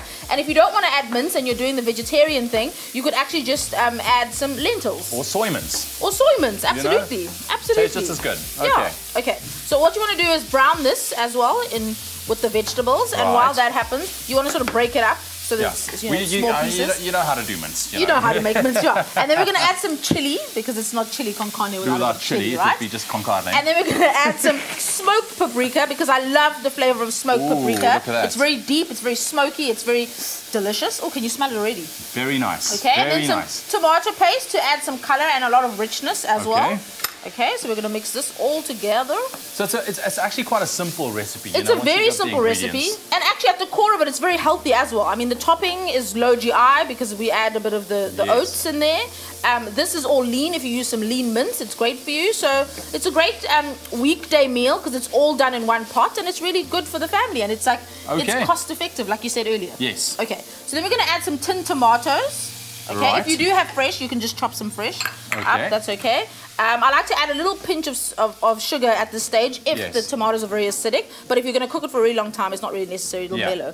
Okay, and then some seasoning, some salt. All right. Some pepper. Some pepper. Okay, then at this stage, you can add a little bit of water if you like, if it's looking a bit too dry. But that looks good. I mean, there's a lot of water in the tomatoes. Yeah, and then just simmer it for about 5 or 10 minutes. Okay. All right. Then it'll look like this. I'm just going to do the switcheroo. Okay. There we go. Then to this, you're going to add, because we don't want to add the beans too early because these are tin beans. Yeah, and you want to already make sure cooked. they still stay, Exactly, you don't want them to go all mushy. Okay, then you're going to add these. Stir it all around, just like that. Okay, you're going to make the topping for me. Right. Okay, so in there we've got flour. You're going to add about half a cup of Jungle Oats to that. Okay. That looks good. There we go. There we go. I know how to make oats. It's like Then we're going to add just a little bit of this cheese. Then you're going to add the wet ingredients. So Okay. an egg. So an egg goes I'm in going there. to do salt while we're at it. All right. Okay. Then some milk. And a There's bit milk. of the butter will do on top, so don't worry about that. Okay. Yeah. So mix that all together. I'm going to pop this into an oven dish. You can actually do this in one pot that transfers to the oven. All right. If you like. Here we go. Okay, mix that all together. I might get you a little bit more water. Yeah, I need a little bit more. go. More water. The keyword is jungle. SMS that to 33728. Jungle to 33728 to get your hands on our chili con carne with a jungle oat topping on top. So essentially a chili con carne cobbler. Yeah, that's it. What do you call it? Okay, so this is just some coriander. Sorry, Graham. Or you could use parsley. You could use parsley if you liked as well. Okay. There we go. Okay, then all you do is you're going to dollop that on top of this. Okay, you go ahead and I'll do dollop that on top. The keyword is jungle. SMS that to 33728. And while Zola dollops away, here's a quick look at those steps again. Heat olive oil and fry beef mince until browned. Add onions, red pepper, yellow pepper, and stir to mix. Stir in the red chilies, smoked paprika, tomato paste, and chopped tomatoes. Then simmer for a half an hour. Add salt and red kidney beans, then stir. Mix flour, butter, and salt, then rub in the butter. Add cheese, coriander, jungle oats, and mix. Add eggs and milk, then mix. Spoon mixture onto the mince, then sprinkle with more cheese. Bake until golden brown. For the full recipe, visit the Expresso Morning Show Facebook page or log on to www.expressoshow.com. SMS the keyword jungle to 33728 to receive the shopping list on your phone. Click on the link provided to view the recipe. SMSs cost R1.50, no free SMSs, T's and C's apply. Pure deliciousness. That keyword is jungle. SMS that to 33728. All right, Zola, so you just kind of dollop some things on there. Dollop on there. I put a few dots of butter on there and then some extra cheese. Yeah. Pop it into the oven, 180 degrees, preheated. This will bake for about 25 to 30 minutes. Yep. It'll come out looking just like Bam, that. look at and then that. you serve it with extra coriander. Sorry, you're going Graham.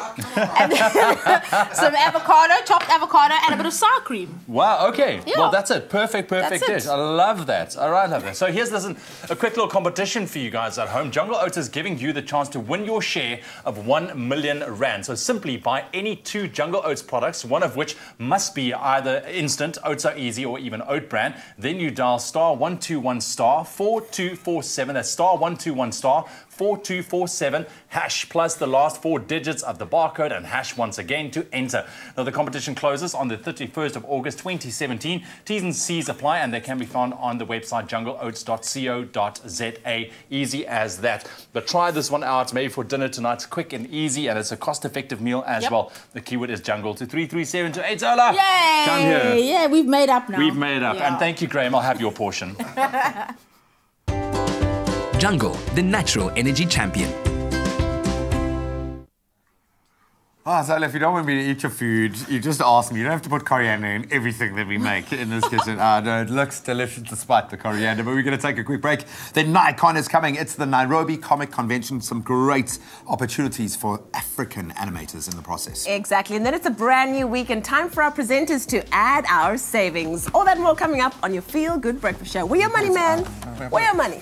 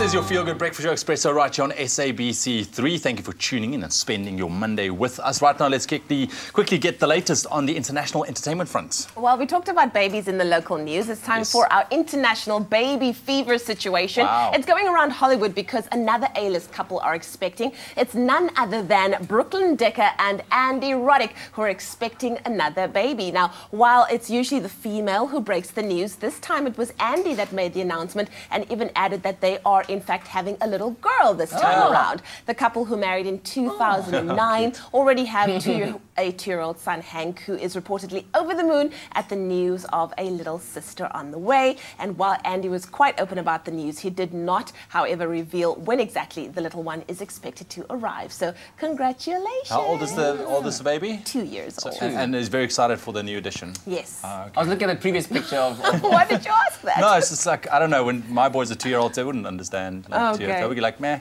But you see that picture of her carrying the child in the previous picture? Yeah. And, do you think like that's comfortable for a baby to be like this? Well, don't they... Well, see, that is in America. Like it's... Like, no, but it's the They same must thing do it as... the African way. Like, put the back baby of the on the blankets. bag. You know, this... Oh my word. Situations. So cute, so I don't cute. Now, also with reasons to celebrate is Selena Gomez, who, even though she does look like she's still 15 years old, turned 25 over the weekend. And taking to Instagram, the singer and actress shared 2 photos of her celebrations, which by the looks of it was very small and intimate. Selena's boyfriend, The Weeknd, was not in attendance on the weekend, and he was currently on tour in Paris, but rumor has it that he has a lavish soiree planned for her when he returns. And considering that she threw him a bash estimated to be valued at $30,000 a few months ago, we think that he certainly got his work cut out for him. Hey, Cool, yeah, man, yeah. so cute. Happy birthday to her. Happy birthday, 25. 25 years old, huh? Stunning. Wow. All right. Well, that's our international entertainment news. But right now, let's talk about some of our favorite things. Things like superheroes, comics, animations, games. Big business right now. And of course, we know that a lot of the influences of that industry is pretty westernized, if you will. But right now, there's a huge development of a culture of appreciation right here on our very own continent. Absolutely, and that culture is exactly what's being celebrated at the upcoming Nairobi Comic Convention, also known as Nikon. And there's a very special edition this year. Check it out. The Nairobi Comic Convention, or Nikon as it's more warmly known, is going to be the first event of its kind in East Africa, and it aims to celebrate local producers, visual artists and animators. Part of the event is going to be an animation pitching competition called Anicomp, and we're joined by Nick Wilson of the Africa Animation Network to tell us more about this amazing opportunity. So Nick, why is it so important for the partners of this competition to develop the East Africa market in this way? I think the competition is important both for East Africa, but Pan-Africa as well. African content production is at a tipping point. And to really understand that, you need to go into the demographics of the African audience. First off, we've got a population of 1.2 billion people. We have the fastest urbanizing population in the world. We have a middle class of over 300 million people. More than 65% of that population is under the age of 35. So we've got an incredibly youthful population. Furthermore, we're also the fastest growing smart device market in the world. So what we have on one level is a very youthful population, and then on another level we have a very tech-savvy population. And so this is really an exciting space for all the partners involved in Anicom. And so really the opportunity and the strength of this partnership is the collaboration and the long-term goal to create sustainability within the sector, not only in East Africa, but across the continent as well. Nikon has experienced exponential growth in the last 3 years since its inception of 1,000%. It's grown from 300 attendees to over 3,000. Furthermore, it comprises components of business to business, in the form of intersecting industries such as comic books, gaming, animation and cosplay. It also comprises a business-to-consumer component. The winner will get promotional support from the industry partners, which include the African Animation Network, Nairobi Comic Con, and the Association of Animation Artists Kenya. But on another level, the winner will get investment in resources and skills development, and they will also work collaboratively with the partners, which are My Child TV and Laugh Industry Kenya. And so the main outcome of the Anicomp at Nikon is that a 2-minute piece of animation will be produced, and an East African superhero will be created, which will join the pantheon of My Child Teenage Mutant Azanian characters. And that 2-minute animated short will also form part of the up-and-coming web series, The Azanian All-Stars, which comprises the strongest cast of African comedians ever assembled. The finalists of this exciting competition are being notified of their participation today. So if you'd like to follow the proceedings, go to nikon.com. And of course, from us at Expresso, we wish them all the best. Thank you so much, Tenjiwe, for that awesome report. Great to see where Africa is going. Now, let's see where we can send your day today. Vodacom is all about making your day with up to 1 gig of free data every day. You can explore Facebook Monday, Lifestyle Tuesday, Gaming Wednesday, Instagram Thursday, Music Friday, of course, Sports Saturday, and Video Sunday. Absolutely. So simply keep a positive data balance on your Vodacom SIM card, then dial *111*634#. Or what you can do is you can just download the latest version of the My Vodacom app and claim your free data daily. So for more info and T's and C's, you can just simply visit vodacom.co.za. And on that note, let's take a quick break. When we come back, we update you on our hashtag My Savings Pledge Challenge. See how much we've been saving up, and hopefully it's a journey you've been joining us on too. And then music from Mr. Elvis Blue from the brand new album Cannot Wait. And yes, we do love the Hawaiian shirt as well. Don't worry about it. It's cool, man. It's setting new trends here on your Feel Good Breakfast show. We'll be right back.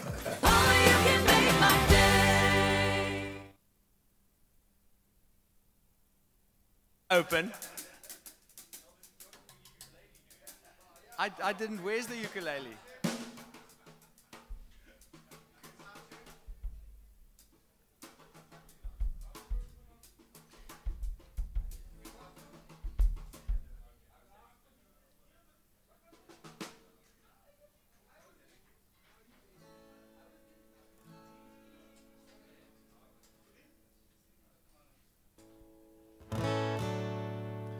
All right, man. Ek was onder water, maar jy was die brug. Is jy happy met daai? Dwynels, everyone happy? Let's give you something more. Here we go. 1, 2, 3, 4.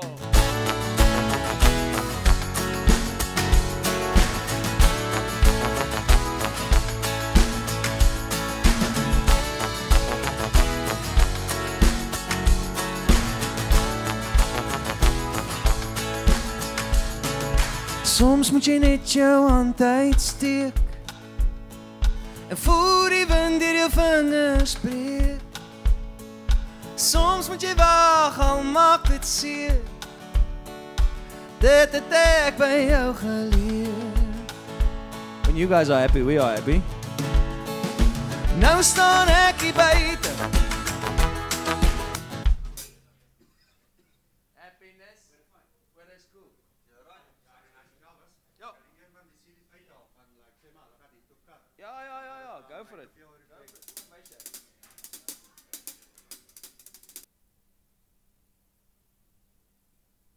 Go for it.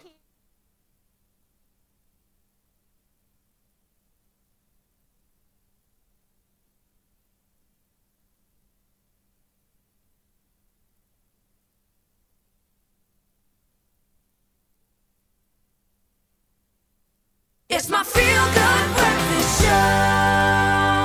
We welcome you back to your Feel Good Breakfast Show. Thank you so much for sharing your morning with us. And right now, if you look at the clock, it's at the top of the hour and time for the headlines of the day. En die nasionale nes-kwaai-verkeer is gister op die hoofpaaie van die land ondervind op die vooraan van staatskole se heropening vanoggend vir die 3de kwartaal na die wintervakansie. 48 skooldae lê nou voor tot 29 September wanneer skole weer vir vakansie tot 9 Oktober sluit. Daar is 2 openbare vakansiedae, Vrouedag op 9 Augustus en Erfenisdag op 24 September. Laasversmelde is vanjaar op 'n Sondag, dis die Maandag 'n vakansiedag. Al die blyke van lede van die politieke partye en die publiek stroom in na die dood van het jong president Cyril Ramaphosa se veteraan segspersoon en struggle-aktivis Rani Mamwepa. Rani Mamwepa is gister op 'n Pretoria se hospitaal oorlede nadat hy verlede maand 'n beroerte aanval gehad het. Ramaphosa sê Mamwepa se dood is vir hom persoonlik 'n groot verlies en so ook vir die presidentsie en die regering. Op die internasionale front, die president van die internasionale vigsvereniging, die Suid-Afrikaanse Linde Gail Becker, sê sowat 830,000 mense, meestal in Afrika, kan moontlik binnekort van anti-vigsmiddels ontneem word. Sy het in Parys, Frankryk, waar 6,000 vigskenners die week vergader, gesê dit is wat sal gebeur indien die Trump-begroting in 2018 deur die Amerikaanse Kongres aanvaar word. Sy het bygevoeg dat die verwagte besnoeiing van fondse ook sowat 200,000 nuwe HIV-infeksies tot gevolg sal hê. En dan ten slotte, 8 vermeende onwettige immigrante is dood in 'n snikjete vragmotor buite 'n Walmart winkel in San Antonio, Texas aangetref. Die polisie het dit as 'n afgryslike geval van mensenhandel beskryf. 2 van hulle is sedertdien in die hospitaal oorlede en nog 18 verkeer in 'n bedenklike toestand. Die temperatuur in die voertuig waarin hulle gevind is was minstens 38 grade Celsius. Die bestuurder van die vragmotor is in hegtenis geneem. San Antonio is 90 km van die Meksikaanse grens. Well, that was your 8 o'clock news update. Here's another look at what's happening in the world of sport.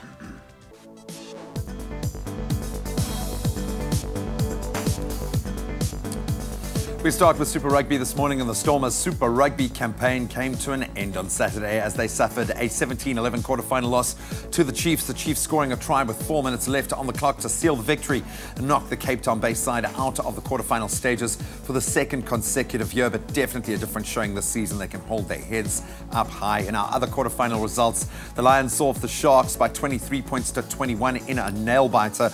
Elsewhere, there were wins for the Hurricanes and the Crusaders. Then staying with rugby, here on home soil, the opening round of the new Currie Cup season took place this weekend, and it's all victories for the Bulls, Cheetahs and Pumas. So last year's runners-up, the Blue Bulls, survived a round 1 scare as they scored a converted try in the 74th minute to earn a comeback from behind, 51-45. That was the win there over the Griquas. Some other round 1 results saw a 47-12 win for the Cheetahs over the Sharks, while the Pumas beat the Lions by 43 points to 36. Then on to golf. American Jordan Spieth became the youngest recipient of the Claret Jug since 1979 as he won the British Open at the Royal Birkdale Golf Club yesterday. Now, Spieth hit 3 back 9 birdies and an eagle in his final round to finish on 12 under. That was 3 shots clear of second place Matt Kuchar. Brandon Grace, of course, finishing the tournament as the highest placed South African, tied in 6th with 4 other players on 4 under, but he achieved a 62, the lowest round ever in Open history as well over the weekend, so we tip our hat to him as well. Then Britain's Chris Froome took home his 4th Tour de France title yesterday as the 21-day race came to an end in Paris. The victory was Froome's 3rd consecutive Tour win as he finished the 3,540-kilometer race in a time of 86 hours, 20 minutes and 55 seconds. Of course, South Africa's Louis Meintjes finishing in 8th place overall and 2nd in the Best Young Riders category. And that's a wrap of your sport for this morning.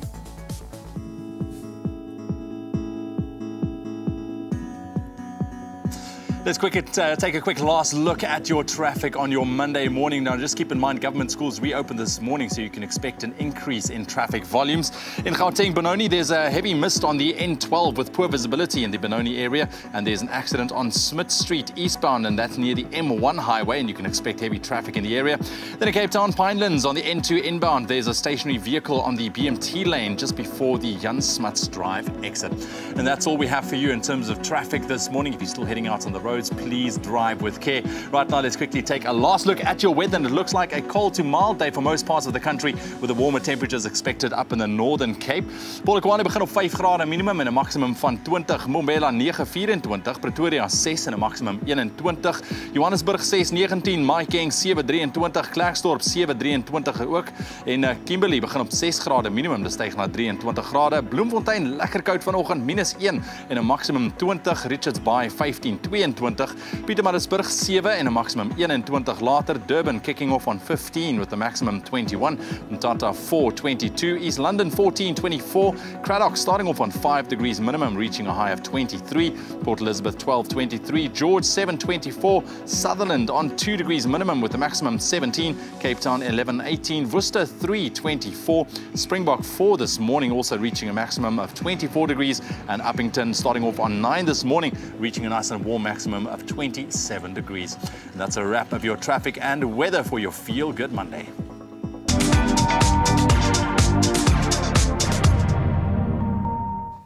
Well, let's put some excitement into your Monday morning. Elvis Blue is in the house. Check it out. Brand new album called Die Brug, and here it is. Get it in there!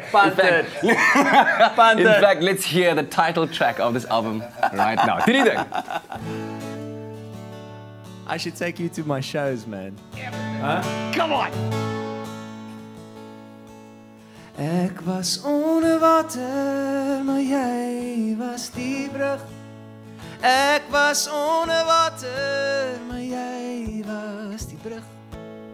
Ek was onder water, maar jy was die brug.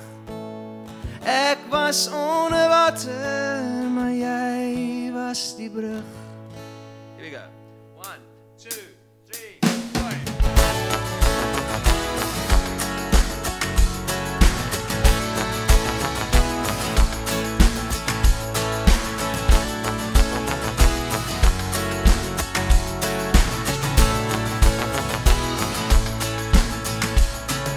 Soms moet jy net jou hand uitsteek en voel die wind deur jou vingers breek.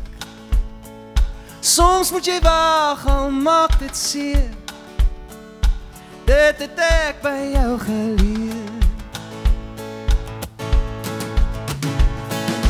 Nou staan ek hier buite, nou staan ek in jou lig. Ek sien net ons toekoms en ek kyk nie meer terug. O, ek was onder water, maar jy was die brug. Ek was onder water, maar jy was die brug.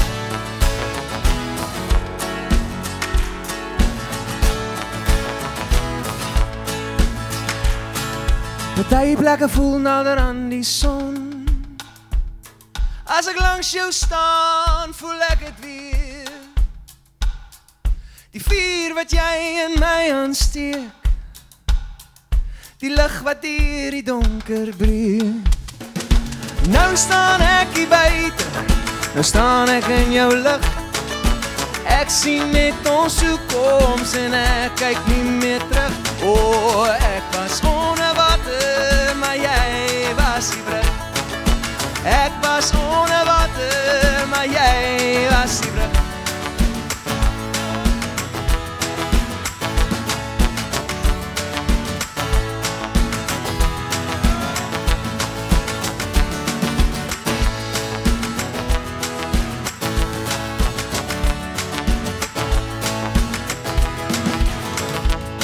O, ek was onder water, maar jy was die brug. Ek was onder water, maar jy was die brug. Ek was onder water, maar jy was die brug. Nou staan ek hier buite, nou staan ek in jou lig. Ek sien net ons toekoms en ek kyk nie meer terug. O, ek was onder water, maar jy was die brug. Ek was onder water, maar jy was die brug.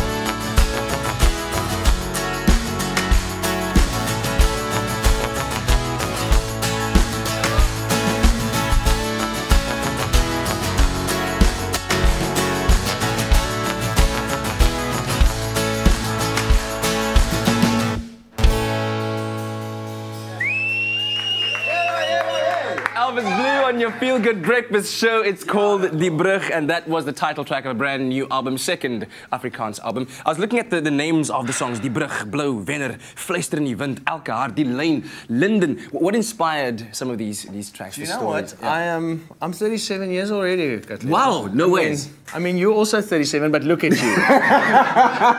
But I think for me, on this album, I wrote a lot about relationships. Yeah. because at my age, that's something that's really important. Mm-hmm.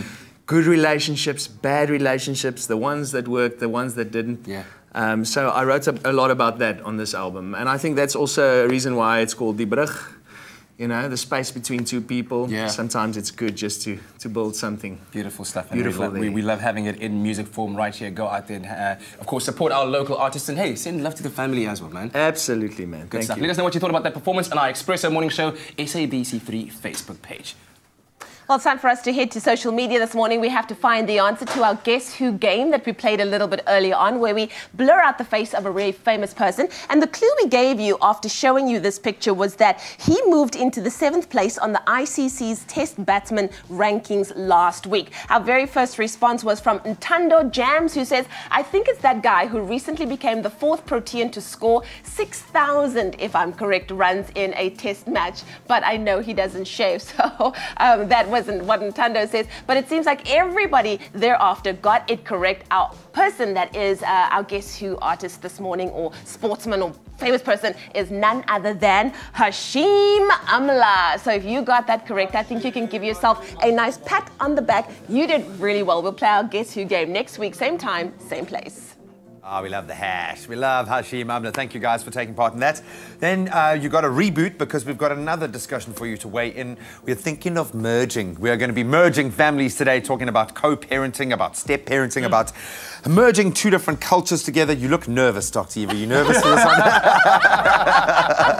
It's going to be a winner. Blaming is nerve-wracking. It's a tough subject. And on that, it's also time for some frugal feasting in the kitchen. It's all about carrots. That's our hero ingredients. A carrot, beetroot, and apple slaw on the menu next. What a merger. Yeah, man. What a merger, man.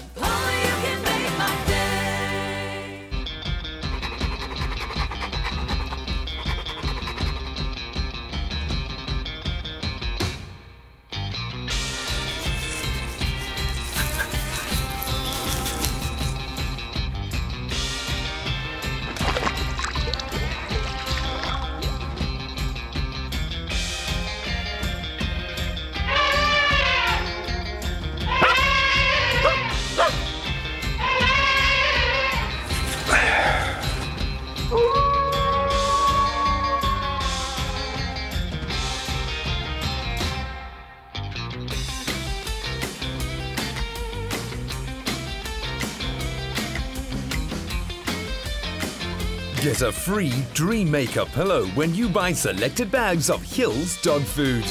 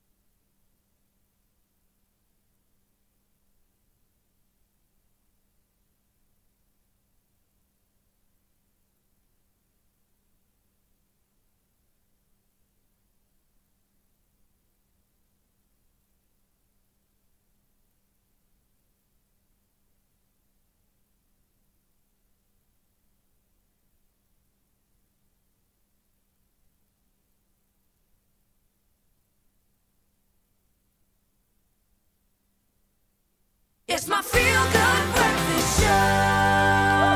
Welcome back. It's a Monday morning. In case you were wondering, you are tuning to Expresso on SABC3.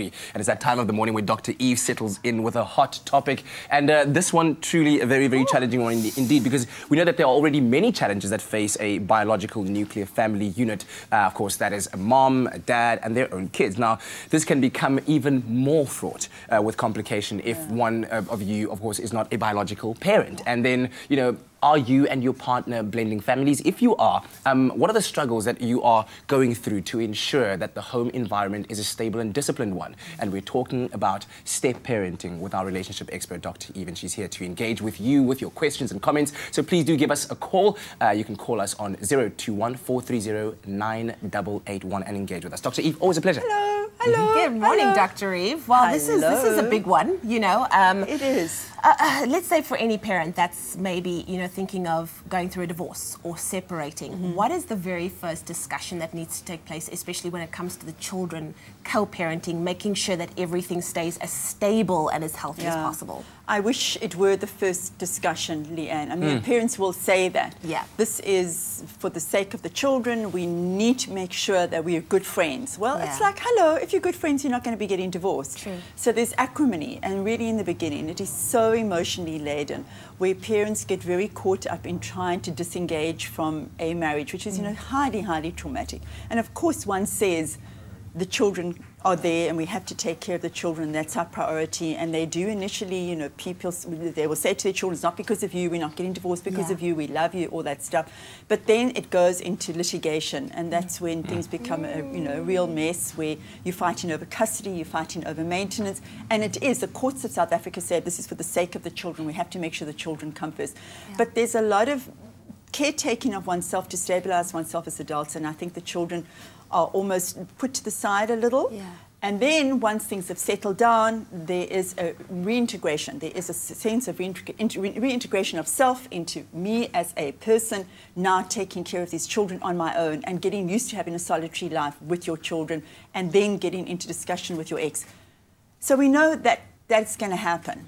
But then the complications come when either one of you meets new people, or perhaps there was another person in the background all the time that the children either knew about or didn't know about. So now you've got to blend in this new person into your life with your children. And one of the most, you know, common questions that are always asked of me is, when do I begin to introduce my new date or a new person? When do I get my first sleepover while the children are there? So that's something that has to be really thought through very carefully, and I want our viewers to tell us about what they do about that, because everyone has a right to start dating again, but how do you blend in that person? And then, as we're going to talk about today, which is really our focus, is how do we stabilize that environment so that the children have to have as much equilibrium as possible, because it's absolutely unsettling for children. Divorce is unsettling for children, but then bringing in a new partner is really, really traumatic. And not only a new partner, because this new partner may have their own children. Exactly, So it's very fraught. So clearly a lot to be discussed indeed. So 021-430-9881 is the number we're asking you to call and engage with us on this topic, a very, very important one indeed. All right, jumping into the kitchen right now with the lovely Carey Erasmus, and it's time for some frugal feasting. And on the menu, we have carrots. Okay, now carrots is the hero of the day, and Carey, in her words, says we're going to make carrots sexy this morning. All right, Carey, and happy to have you. We're going to try indeed. So I think first up on the menu, we have a carrot, beetroot, and a coleslaw vibe. Yes. Yeah, okay. It's just a very sort of fresh take on a coleslaw, so there's no mayonnaise in sight or anything. Right, I love the ingredients. I mean, it's just so fresh. I know we're in the peak of winter, but it's quite sunny outside today. So we need something just to inspire us to eat a little healthier, and raw. Raw is like a big thing still, you know. Okay, cool. So let's start off. So first of all, we'll add some julienne carrots. All right. You can buy these at a store nowadays. They just do it for you. Add some beetroot. Ah, I see. And, you know, I'm going to do 3 recipes today, but the idea is to use ingredients that really complement carrots. So really just outshine, like make the carrot just... stand out. Stand out, Be the hero. Absolutely. Okay. And so what works well with carrot is beetroot, but also some sliced Granny Smith apple is just amazing. So we're going to add that as well. All right. And then I've had fairies that have prepped all this for me. We love our little espresso fairy. It's amazing. Absolutely. And then the dressing, literally, you're going to do this for me. Okay, because I'll help you with the dressing. You are so good looking, so you're going to Stop it. You mean better than the julienne carrots? You know? Much better. So you're going to do a bit of shaking action. So we're going to add some mustard and some chopped dill and mint. All right. And then you're going to pour in some olive oil. Some olive oil, all of that? All of it. Got it. And some white wine vinegar. And then we can scoop in some of that honey over there. Yes. And Nature's just natural we sweetness. just need a bit of sweetness going on. And then you're going to put that lid on. You're going to do a bit of a, Okay, a you bit know, of Tom Cruise Okay. sort of shake vibe. You know? Okay, here we Shake, go. shake, yeah, yeah, Here we yeah, go. that's it, How that's long should it. I shake it for? Yeah, until it almost looks creamy. The mustard kind of emulsifies Yeah. the vinaigrette. So let's have a look. I think that's enough. I think Is that so. enough? Yeah, Is that it's too enough? We much. don't Too want to much for me overshake to it. handle seeing you shaking this. So I know I am married, so you know. Gotta love this girl. Gotta love this girl. Okay, so we're gonna add the dressing. Look at that. That was some Look good at that. stuff Well done, in there. well That done. was some good stuff and you in there. see, it's minimal dressing, but it's packed with flavours. You Yes. don't Oh, need. that smells amazing, Like eh? I can't stand. You know, with coleslaws when it's just too like mayonnaise and. It's too, yeah, exactly. Yeah. So this looks nice and fresh as Yeah. well, and I love the colour and everything. So It just works together. vibrant. And so we're going to add some. The fairies toasted this for us already, so we're going to add that some hazelnuts. Lovely. This is just a lovely. And then I'm going to make you do the dirty work. If you can, maybe just half of that. Is this goat's cheese? That's goat's cheese. Because whenever there's beetroot, there should be goat's cheese. Absolutely. Yeah. So can you see all So you these just kinda- flavors just do like I just dollop it meshing? in there? Yeah, just Okay. like crumble. Okay. Crumble it in. Get there. I got a napkin ready for you. It's okay. I would ask you to lick my fingers, but you're married, No, so no, it's no, fine. no. It's fine. That's just too much. I'll just pass out right here. So, yeah. So just crumble it. Alrighty There then. we go. Thank you very much. Okay. So now we're going to toss it together. And look how fresh. Look how lovely. Oh, that looks Okay? amazing. I love the colours in there. Listen, Carey, thank you very much. We're not quite done yet. Still more recipes on the way. SMS the keyword salad to 33728 to get your hands on this recipe. Amazing. It's winter. It doesn't matter. It's a beautiful salad. That keyword is salad. SMS that to 33728. And look at that. Absolutely amazing. Yeah. Good job. Sure, dis lekker daar in die kombuis. UN is a family show.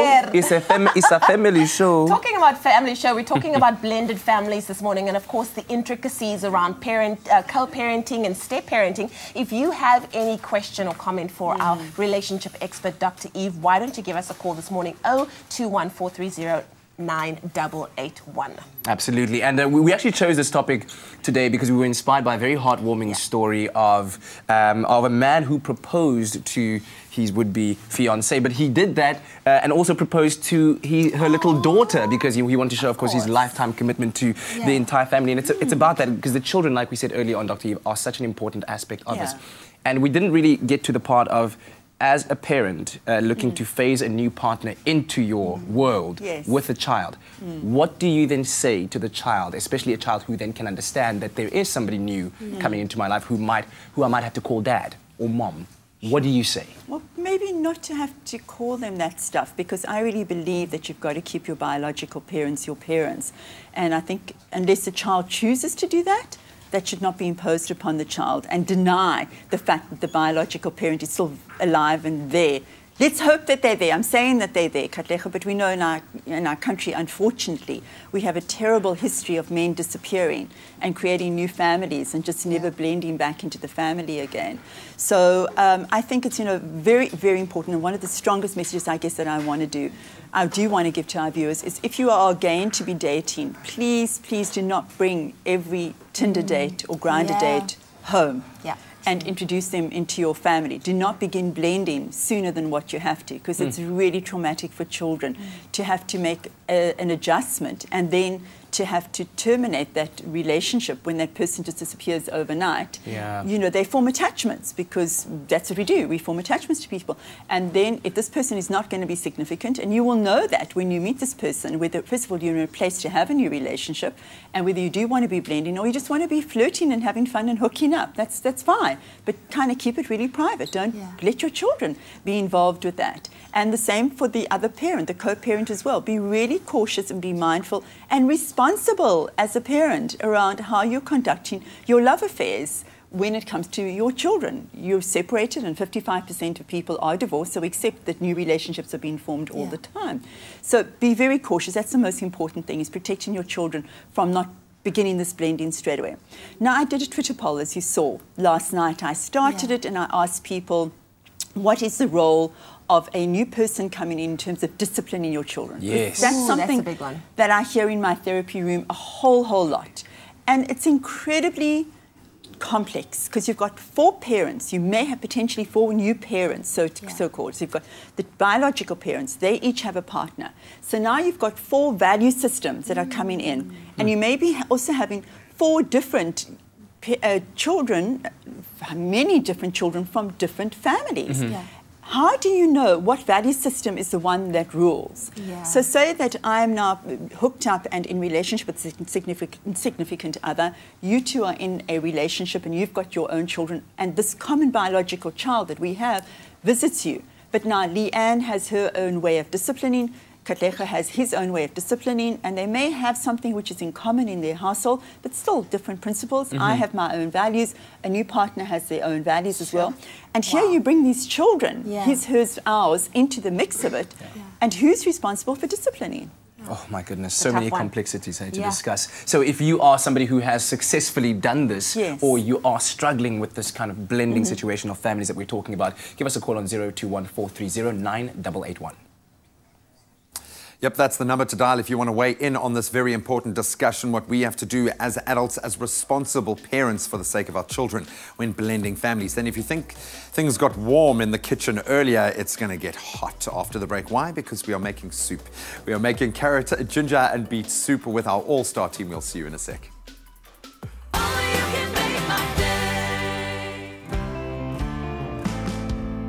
Who doesn't love more travels and more savings? Expresso viewers, explore the Middle East or Africa and get up to 30% off hotel accommodation and participating restaurants when you book to stay between the 21st of May and the 9th of September 2017. With more choices, you can enjoy adventure, relaxation, cities or beaches. To book, visit protea.marriott.com or call 0861 11 9000.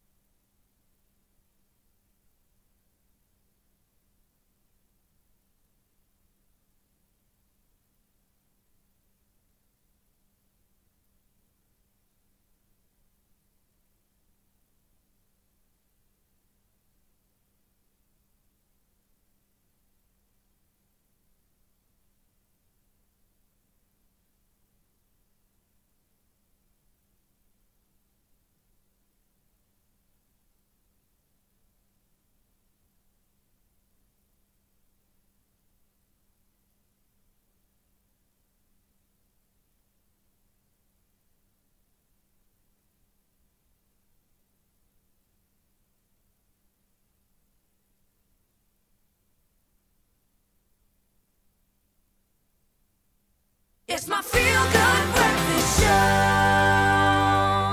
Welcome back. This is your Feel Good Breakfast Show on a Monday morning. Dr. Eve is in the house on the hot seat. We're talking all about blended families. Are you becoming a co-parent? Are you becoming a step-parent? What are the different challenges that you're dealing with? Perhaps you've been able to do this successfully with a family that is now stable and well-balanced. Please give us a call on 021-430-9881.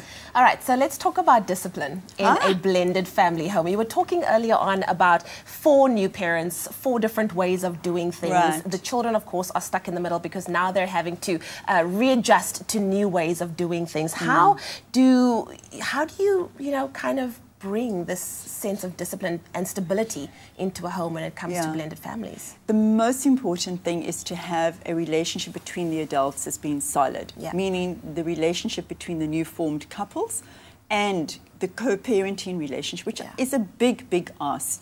To be saying, even though we have perhaps anger or maybe we have friendliness between us now, we want to be able to still show a solid front to these children. So the children can blend and mix and be fluid amongst the different families, but feel there is an absolute stability. The stability has to come from the adults. I'm always saying that us as adults, we get over the trauma, we move on, we are there able to take care of ourselves, but these children need to be so well contained. So there are different stages. Once there is the termination, the ending, the divorce stage, those children need to be absolutely held in the same structures, and the discipline on whichever parent that they're staying with, the primary parent, or even if it's been shared custody, there has to be rigidity around discipline, because children need to know that the same rules apply in terms of their discipline. And then when their new partners are blended in, the new partner, and listen to me, new partners, you have got to be taking your authority from the biological parent. Sure. It's fantastic if you want to be co-parenting. It's fantastic if you show an interest. But you do have to step back unless the biological parent is giving you authority. Now, on the Twitter poll, which I find really, really fascinating, and maybe I was a little jarred by it, the majority of people are saying that they expect that the new step parent is going to come in and discipline their children. Oh, wow. You know, why are we saying wow? And yet people, the majority of people who voted are saying, yes, I do want the new step parent to be disciplining my child. Is it just like a subjugation of your own authority, or is it saying this is a role that I expect you to take on the role of being the parent of this child? Because I think there'll be a lot of kickback from that child, especially if their own biological parent is still very much involved in their lives. You can't replace. And then speaking of that situation, then, you know, supposing that the child resides with one of the biological parents and their new partner, with them coming into the opposite side of the home. Is there a discussion that should be had between those two families that because the child is living with me as the biological parent, these are the rules that I have raised the child under, and when they come over to your house or stay over for the month or the weekend, they need to stick to those kind of rules? Or are you then, as the other biological parent, allowed to say, well, they're also my child, so I'll make my own rules? 100%, Katlego. I mean, that brings a huge amount of discord between parents. And what I really think is a healthy way of doing this is when they're at your house, they follow your rules. When they're at my house, they have to follow my rules. My word. That's very confusing. Yeah. I mean, I'm not even a child, and I'm confused. I actually find that it is much more stabilizing for the child, because when you are separated from each other, maybe one of the big things that separated you was different parenting values. So you now have the freedom to be able to parent the way you want to, and I have the freedom to parent the way I want to, and then I've got the influence of somebody else who I've chosen because maybe I like their parenting values, and you've chosen somebody who you like. You can't interfere. You cannot control what goes on in a different household. And you actually have to trust the fact that your children can adjust if there is stability in whatever those rules are in the two different homes. If there is stuff like addictions and abuse and ongoing adultery, that is absolutely unacceptable under any conditions. Absolutely. Well, we are going to come back with this topic one more time. We're talking about blended families this morning and the intricacies, and they're there. You can see we've been discussing it the whole morning. The intricacies of co-parenting and even step-parenting. If you have a question or comment, you have one more time to call us, 021 430 9881. What a very, very tough subject this morning. Right now, let's take a step back. We're back in the kitchen with a lovely Kerry Erasmus. We're making carrots sexy this morning. That is our key ingredient in all of our dishes. So basically, right now, we're going to put together a carrot, orange and ginger soup. Perfect for winter. Perfect. I got it right because I kept saying onions, but it's not. It's orange. Okay, cool. Let's start off, Kerry. Where do we start? Cool. So first of all, we're going to add some coconut oil. All right. Oh, look at that nice hot pot already. It is so hot. It's so hot. But you know, the amazing thing with coconut oil is it's got such a high melting point that it will never actually burn. Yeah, that's amazing. It's amazeballs. Okay. So in here, we're quickly going to add some leeks. Okay. Get it going there. Brilliant. It's our base of our and soup. let's just come and get a facial quickly. Fantastic. And then we're also going to add ginger and garlic, but you can see it's loads of grated ginger. Yeah. And it's good immune support, eh? Especially going through the winter with the cold temperatures. Very good for your gut. Yes, everything. It's just coconut, ginger, and obviously all these ingredients go well with the carrots. With the carrots, of course. Okay. So we're going to add the carrots in there. That's it. Because it's interesting. It's nice to use carrots in different ways because I think a lot of people get stuck. You know, what do you do with carrots? There's one or two ways that you can try it out. Absolutely. So this is definitely one way to look at it.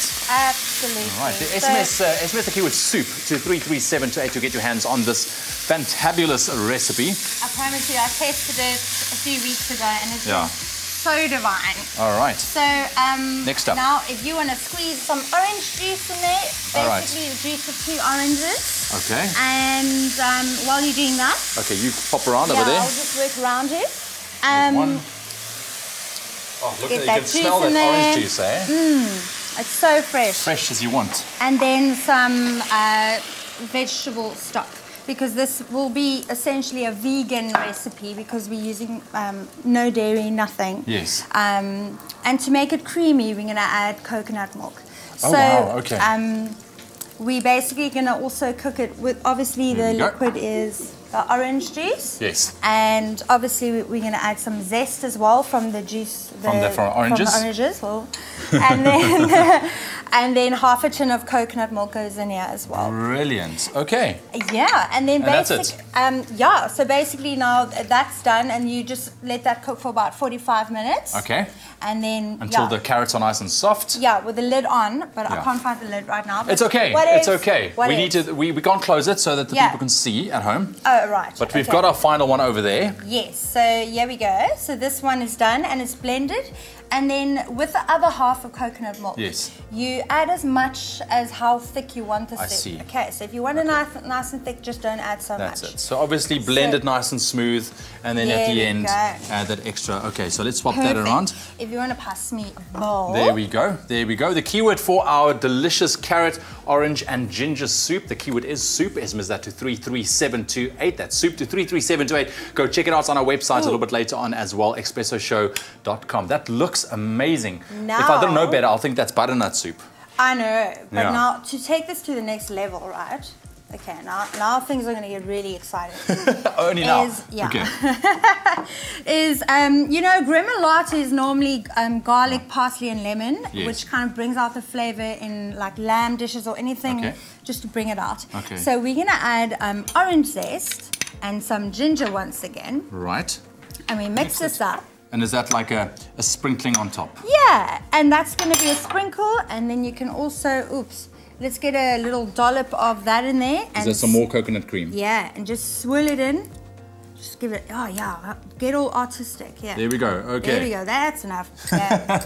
And then we do a sprinkle of this gremolata stuff, and that's just a flavor bomb. Perfect. Carey, thank you very much. The keyword is soup. SMS that to 33728. We've got one more recipe heading your way.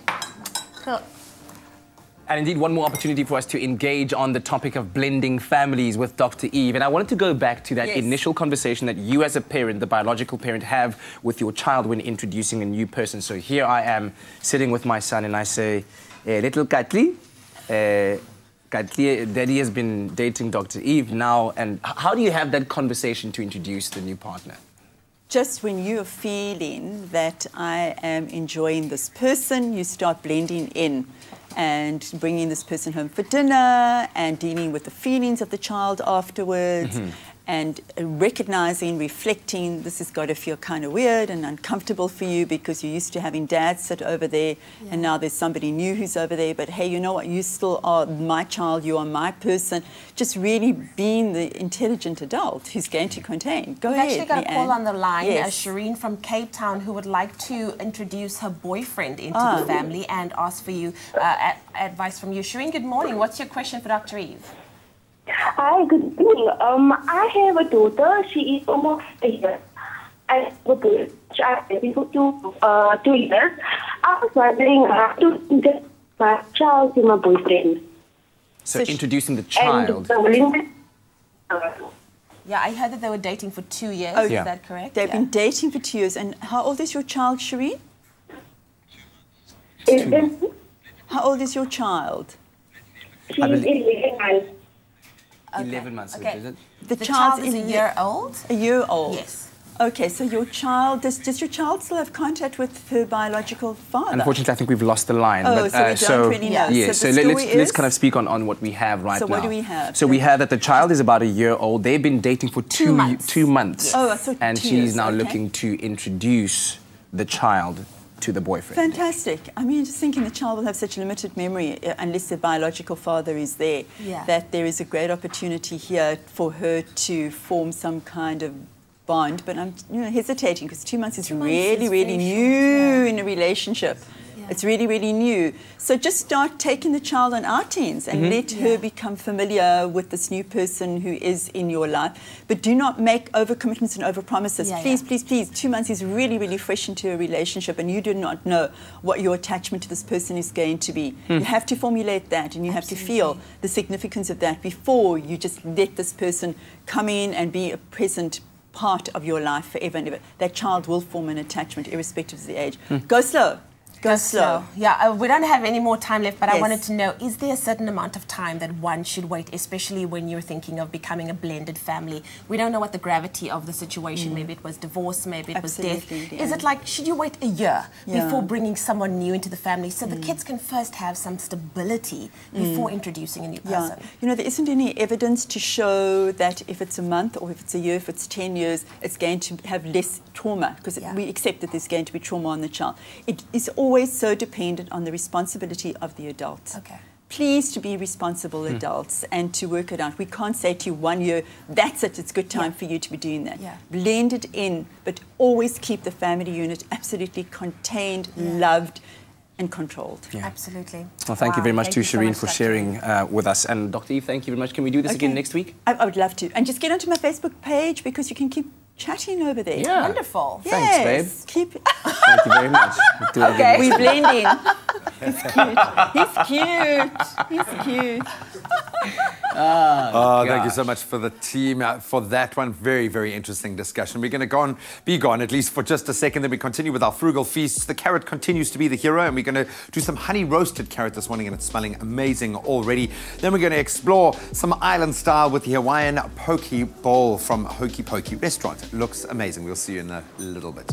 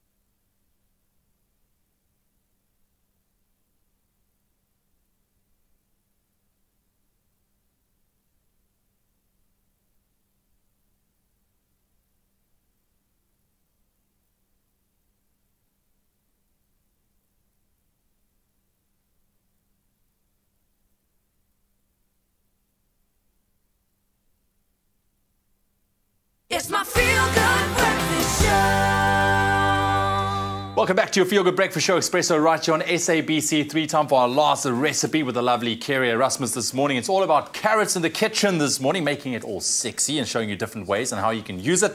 Honey roasted carrots on the menu next, Carey. Let's run us through that. So, basically, we first carrots. we got a whole lot of baby carrots, and if you can get those rainbow ones, the colourful with the ones, different colourful they'll ones, also be cool. But what we'll do is just going to add a bit of olive oil to them. All right. And some coarse salt. Right.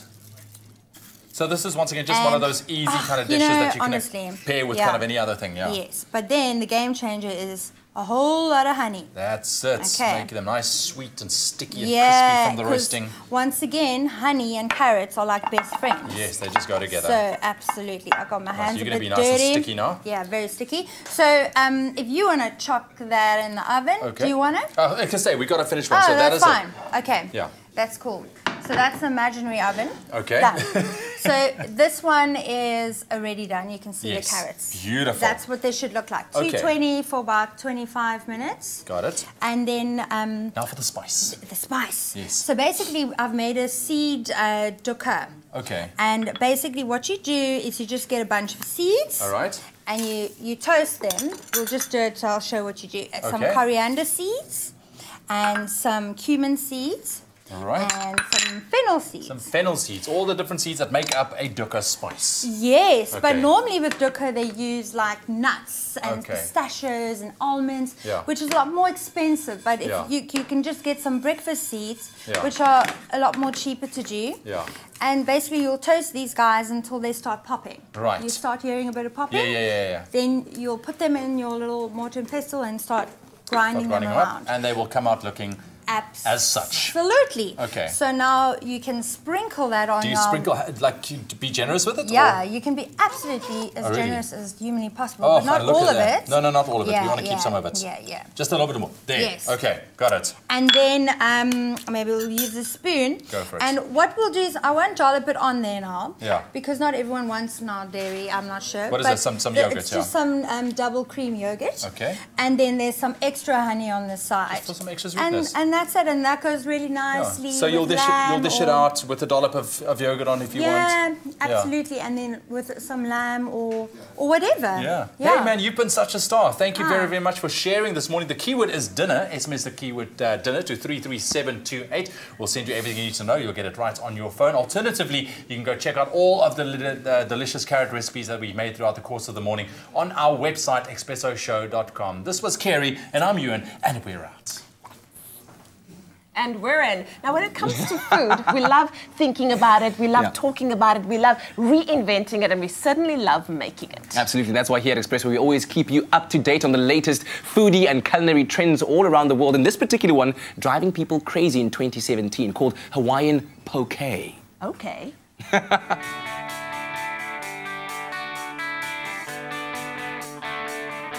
South Africa is a melting pot of cultures and influences from all around the world, and there is no better representation of this than our unique cuisine. The latest import, which is tantalizing Mzansi's taste buds, comes all the way from Hawaii. Aloha! It's called poke, and while this traditional Hawaiian dish has been bowling the world over, foodie Max Buerta recently introduced the vibrant taste to South Africa in the country's first poke-dedicated restaurant, Hokey Pokey. When I first look at a poke bowl, it resembles deconstructed sushi. Am I correct in thinking this, or how would you describe what a poke bowl is? We like to refer to it as sashimi style or deconstructed sashimi bowls, even though it's not in the traditional sense of the cut of sashimi. It's cut into cubes, which poke obviously means to slice or section. You know, this is food in a bowl, which is deconstructed. You can't hide behind the ingredients, but there are just so many vibrant, different ingredients which, if they work together in a bowl, you can combine. Why do you think there's been such a huge positive reaction to poke in South Africa? Modern South Africans like to eat clean, like to eat healthy, like to eat raw. Poke sort of lends itself to that. It caters to all different food types and preferences. It's flexible, it caters to all those intolerances. Traditional poke was made with ahi, tuna fish, seaweed, nuts and sea salt. Picking up a lot of Asian and Mexican influences along the way, the modern poke bowl, pulled up with a base, protein, topping, garnishing and sauce, stays true to its Hawaiian roots. Poke has set bowls, but you also allow customers to build their own bowls. Can you take me through how to make my own bowl? Well, it starts with a base, Tanisa. A little birdie told me that I should do a combo of sticky rice and kale. So can we do that? Definitely, of course. Tuna or salmon. I'm definitely a salmon girl. And then we move on to our toppings. So some of our more popular toppings are our shredded kombu, which is seaweed. We've got edamame beans. Then we move on to another traditional sort of Hawaiian ingredient, which is your sweet onions. Then That's really interesting. Avocado and corn. Avocado and corn. Well, that's a little bit of the Mexican influence. So much in the Asian influence of the cuisine with some pickled ginger. Then we move on to our garnishes. Very traditional to poke is spring onion. Any of our nuts or herbs. So we've got coriander, we've got mint, and we move on to our nuts such as macadamia nut, which is extremely traditional for the Hawaiian concept, so I think that you'd have some of those. And then we usually finish up with a bit of furikake seasoning. Ours is Western style, so we do a little bit of toasted sesame seeds, nori, sugar and salt. And then, we have a Hoke Poke house sauce. Yeah, that's our famous sauce here at Hoke Poke. Soy sauce, sesame oil, ginger, garlic, and a whole host of other ingredients which I'm going to keep to myself. And you also mentioned you'd like some hot mayo as well. Yes, please. Oh, it's coming together nicely. So I'm going to leave you to do the finishing touches, and I'm going to go check out the restaurant. Perfect. With the dish taking up many identities over the years, Max and his committed team of foodies and management made sure that the taste of Hawaii was not only present in the food, but in the tropical and breezy decor as well. Here you go, Demisa. Thank you so much. Hope you enjoy it. These incredible smells have been teasing my hungry stomach for what seems like ages, so I actually cannot wait to sink my teeth into this incredible looking meal. It's good. The combination of flavors and textures ensures your taste buds have an exhilarating culinary adventure. The reason I was so attracted to this meal is because it's getting a lot of attention from foodies on social media. It certainly lends itself to being a picturesque meal with all these bright colors and rich and varied textures. Maybe that's why the meal is so popular. We don't know for sure, but I know I'm adding my own pic to Instagram. Good. Wow. That picture should have been liked more on Instagram, though. I know. My 14 likes. 14. Needed more. It was early days. Yeah. You know, Okay. Anyway, listen. How does this sound, though?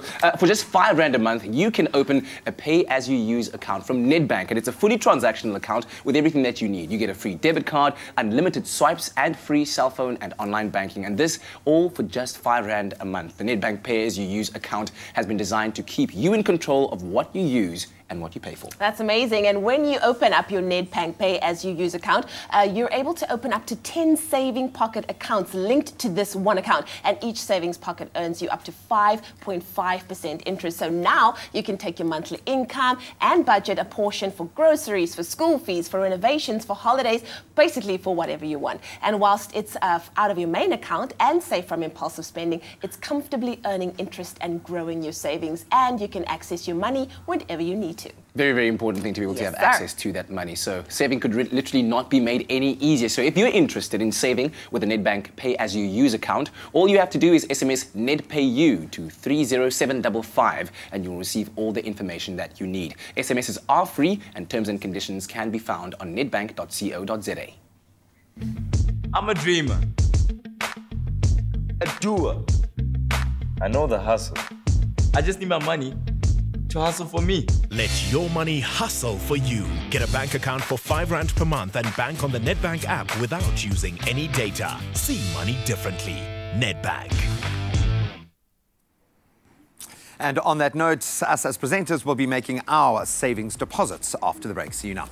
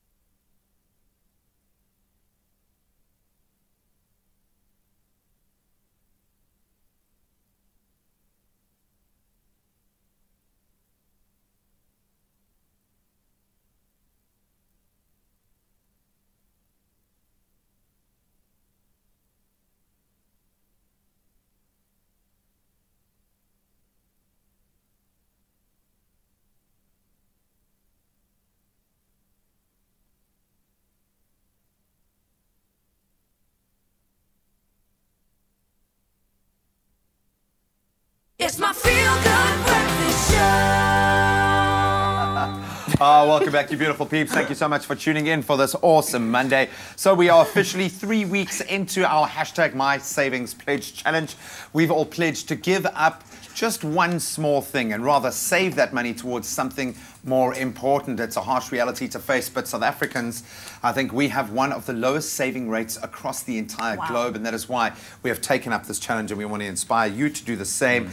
It's been tough out there on the front lines, giving up your coffee. Look, man, we've had to invest a little bit of our savings to buy bigger jars. Yeah. How cool is that? Slow, you know Exactly, just saying. But not so tough. I had a lady the other day at the airport who saw me with a cup of coffee. She's like, aren't you supposed to be cutting down? I'm like, ma'am, I said I was going to give up one. This is like, just go easy on me. But imagine how much more you could save. So make your deposits, guys. There it is. You're counting your cents My 30 there. bucks. Gym is at 10 o'clock this morning, so we need to. This is mine, hey? Don't want to be putting in other people's things. Let me help you. Gym smoothie. I like the fact that we've got our bigger jars, guys. Is that why you were going like ching-a-ling-a-ling this morning? Like your bag is just full of coins in the bag. Just ching.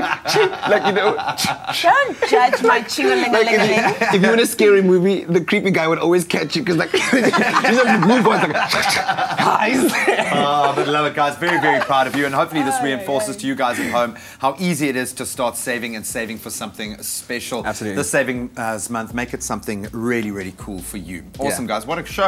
It's been a crazy show. Elvis Blue, you're a rock star. Yeah, man, awesome stuff. And get his album is called Die Brug, available right now. And guys, we'll see you again bright and early tomorrow morning when we do this again. Be safe out there. We love you. Too much. Bye-bye. Yay.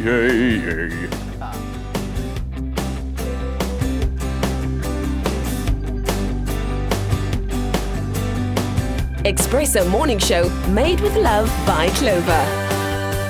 Another feel-good production.